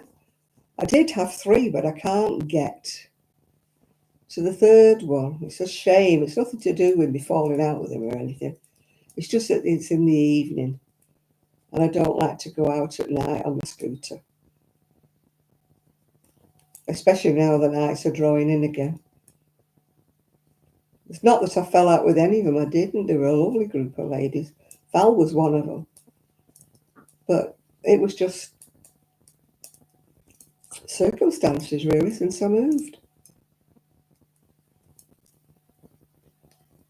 I can't get there. Well, I can at a pinch get there by tram, which it means I've got a long journey to get to the tram and a long journey when I get off the tram, which I wouldn't mind doing in daylight, but they are talking about moving it anyway because the numbers have dwindled down and they have to pay £20 for the room, so they are considering changing to another venue. I do hope they do it in the daytime because we're all retired. So you stole that from Pippi. Oh, of course you talk to yourself. Everybody talks to themselves. I do it all the time. When you have animals, you can pretend you're talking to the animal, but I don't have any animals at the moment, so I can't exactly say I'm talking to the dog, can I? I used to have long conversations with Buster and Gigi. And then when I moved, I used to have long conversations with, well, not with Trixie so much, but I used to have long conversations with Rosie. Trixie was just dumb. You couldn't have a conversation with Trixie. She was Dumbo. Yeah, my little Gigi, yeah.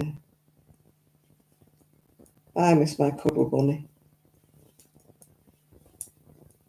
But we've discussed this before. I can't look after a dog at the moment.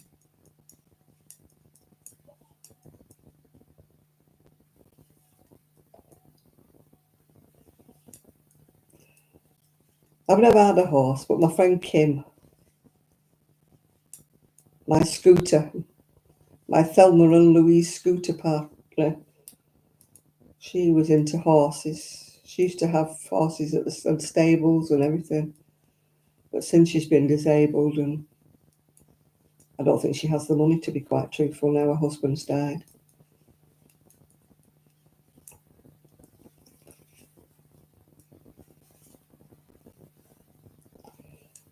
I've never been a fan of horses. They're too tall for me. They frighten me a bit. I'd be all right with a pony, I think, or a little donkey. Not to ride, I mean, just to pet. But horses frighten me. They're a bit too tall. And I was trod on by a shire horse. Thankfully, the ground was very, very muddy, so he just pushed my foot into the ground, thankfully. Otherwise, he could have really squashed my foot. It still hurt. I mean, he didn't do it on purpose. I was talking to him and he just stepped forward and stepped right on my foot. And I had sandals on, which is bad around horses. And my foot just went, luckily, into a load of mud. I had a bit of a bruise.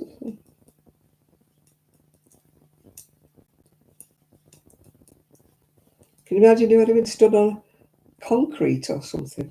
God, he would have flattened me foot. I'm like, get him off, get him off, get him off. The poor horse didn't know what he'd done wrong because it was a shire horse, a big shire horse.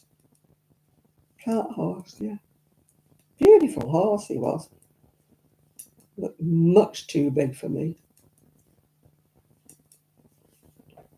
Right, I'm on my last few stitches and then it's the witching hour.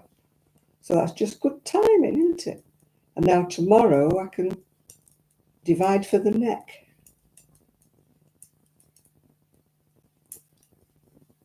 Then I might actually do the neckband because it's set in sleeves, so I can do the neckband,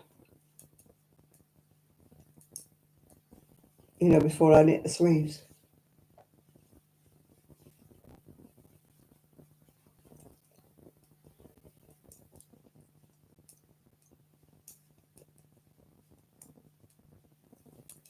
I probably have to use the new dye lot for one sleeve, but it shouldn't show.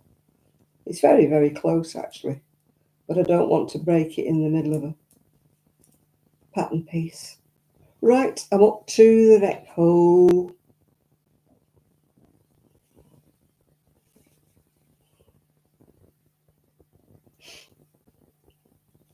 One of the girls at Knit Club will say, oh my God, haven't you knitted that fast?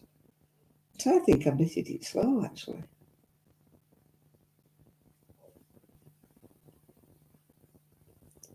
No, I've never been a horsey fan. I've never wanted horse riding lessons or anything like that. Mind it's happened as well, because when I was young we were quite poor, so we would have never had any money for horse riding lessons. The only thing Mum found money for was piano lessons, which I gave up because I didn't really care for it. Sorry now I didn't continue, because it would have been nice to play an instrument. And ballet, which I did love. I loved the ballet. You wouldn't think so now, like a cart horse now, but I was a little dainty little thing when I was young. Tiny little dot of a thing. How times change. But the thing with ballet is it's left me with big thighs because you use your muscles a lot. And then when you give up the ballet, your muscles on your legs go a bit flappy. It's a bit like an athlete, really, yeah.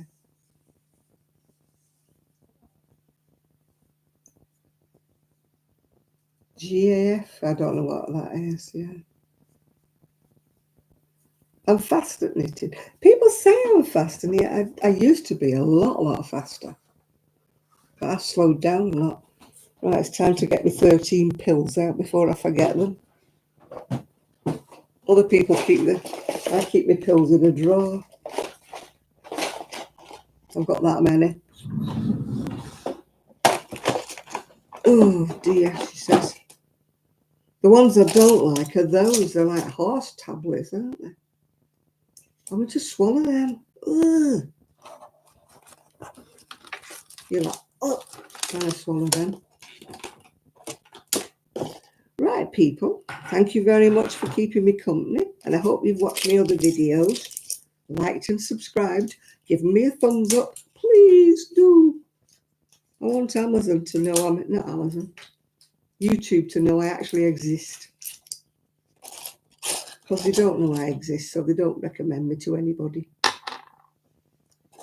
You've got to have this certain algorithm or something, you know, before you get recommended. Once you get recommended, you might get more subscribers, you see.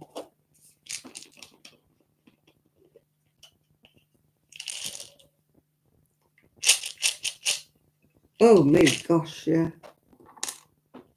Here I go. Rattle, rattle.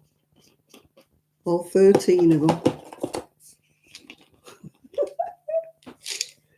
This is what annoys me. People have said, why don't you fill those pill boxes up? It used to take me forever to do them for the month. It used to take me all day to fill them up for a month, and I got fed up with it. So now I just do them day by day, which is why I forget them. My pills go from one extreme to the other. They go from teeny, weeny little things like that to those whopping great big horse tablets. So you're keeping me company while I'm doing all my pills. Oh, gosh.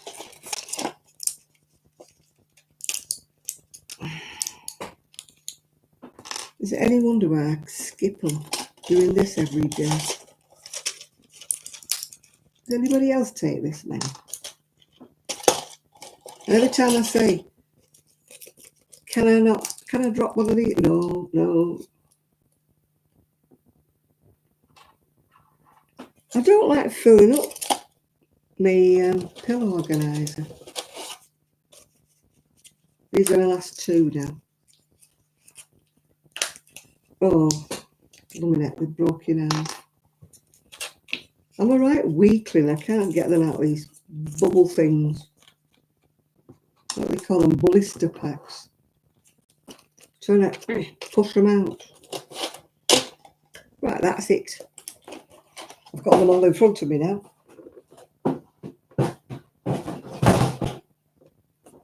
Oh no, I've got one more. Forgot. One over there. You do a week. Oh, who fills them up though? Do you? People said to me, oh, you should ask the chemist to put them in one of those. They don't do them anymore. You know, in a blister. Yeah, I've got 1, 2, 3, 4, 5, 6, 7, 8, 9, 10, 11, 12. Yeah, 13, I was right.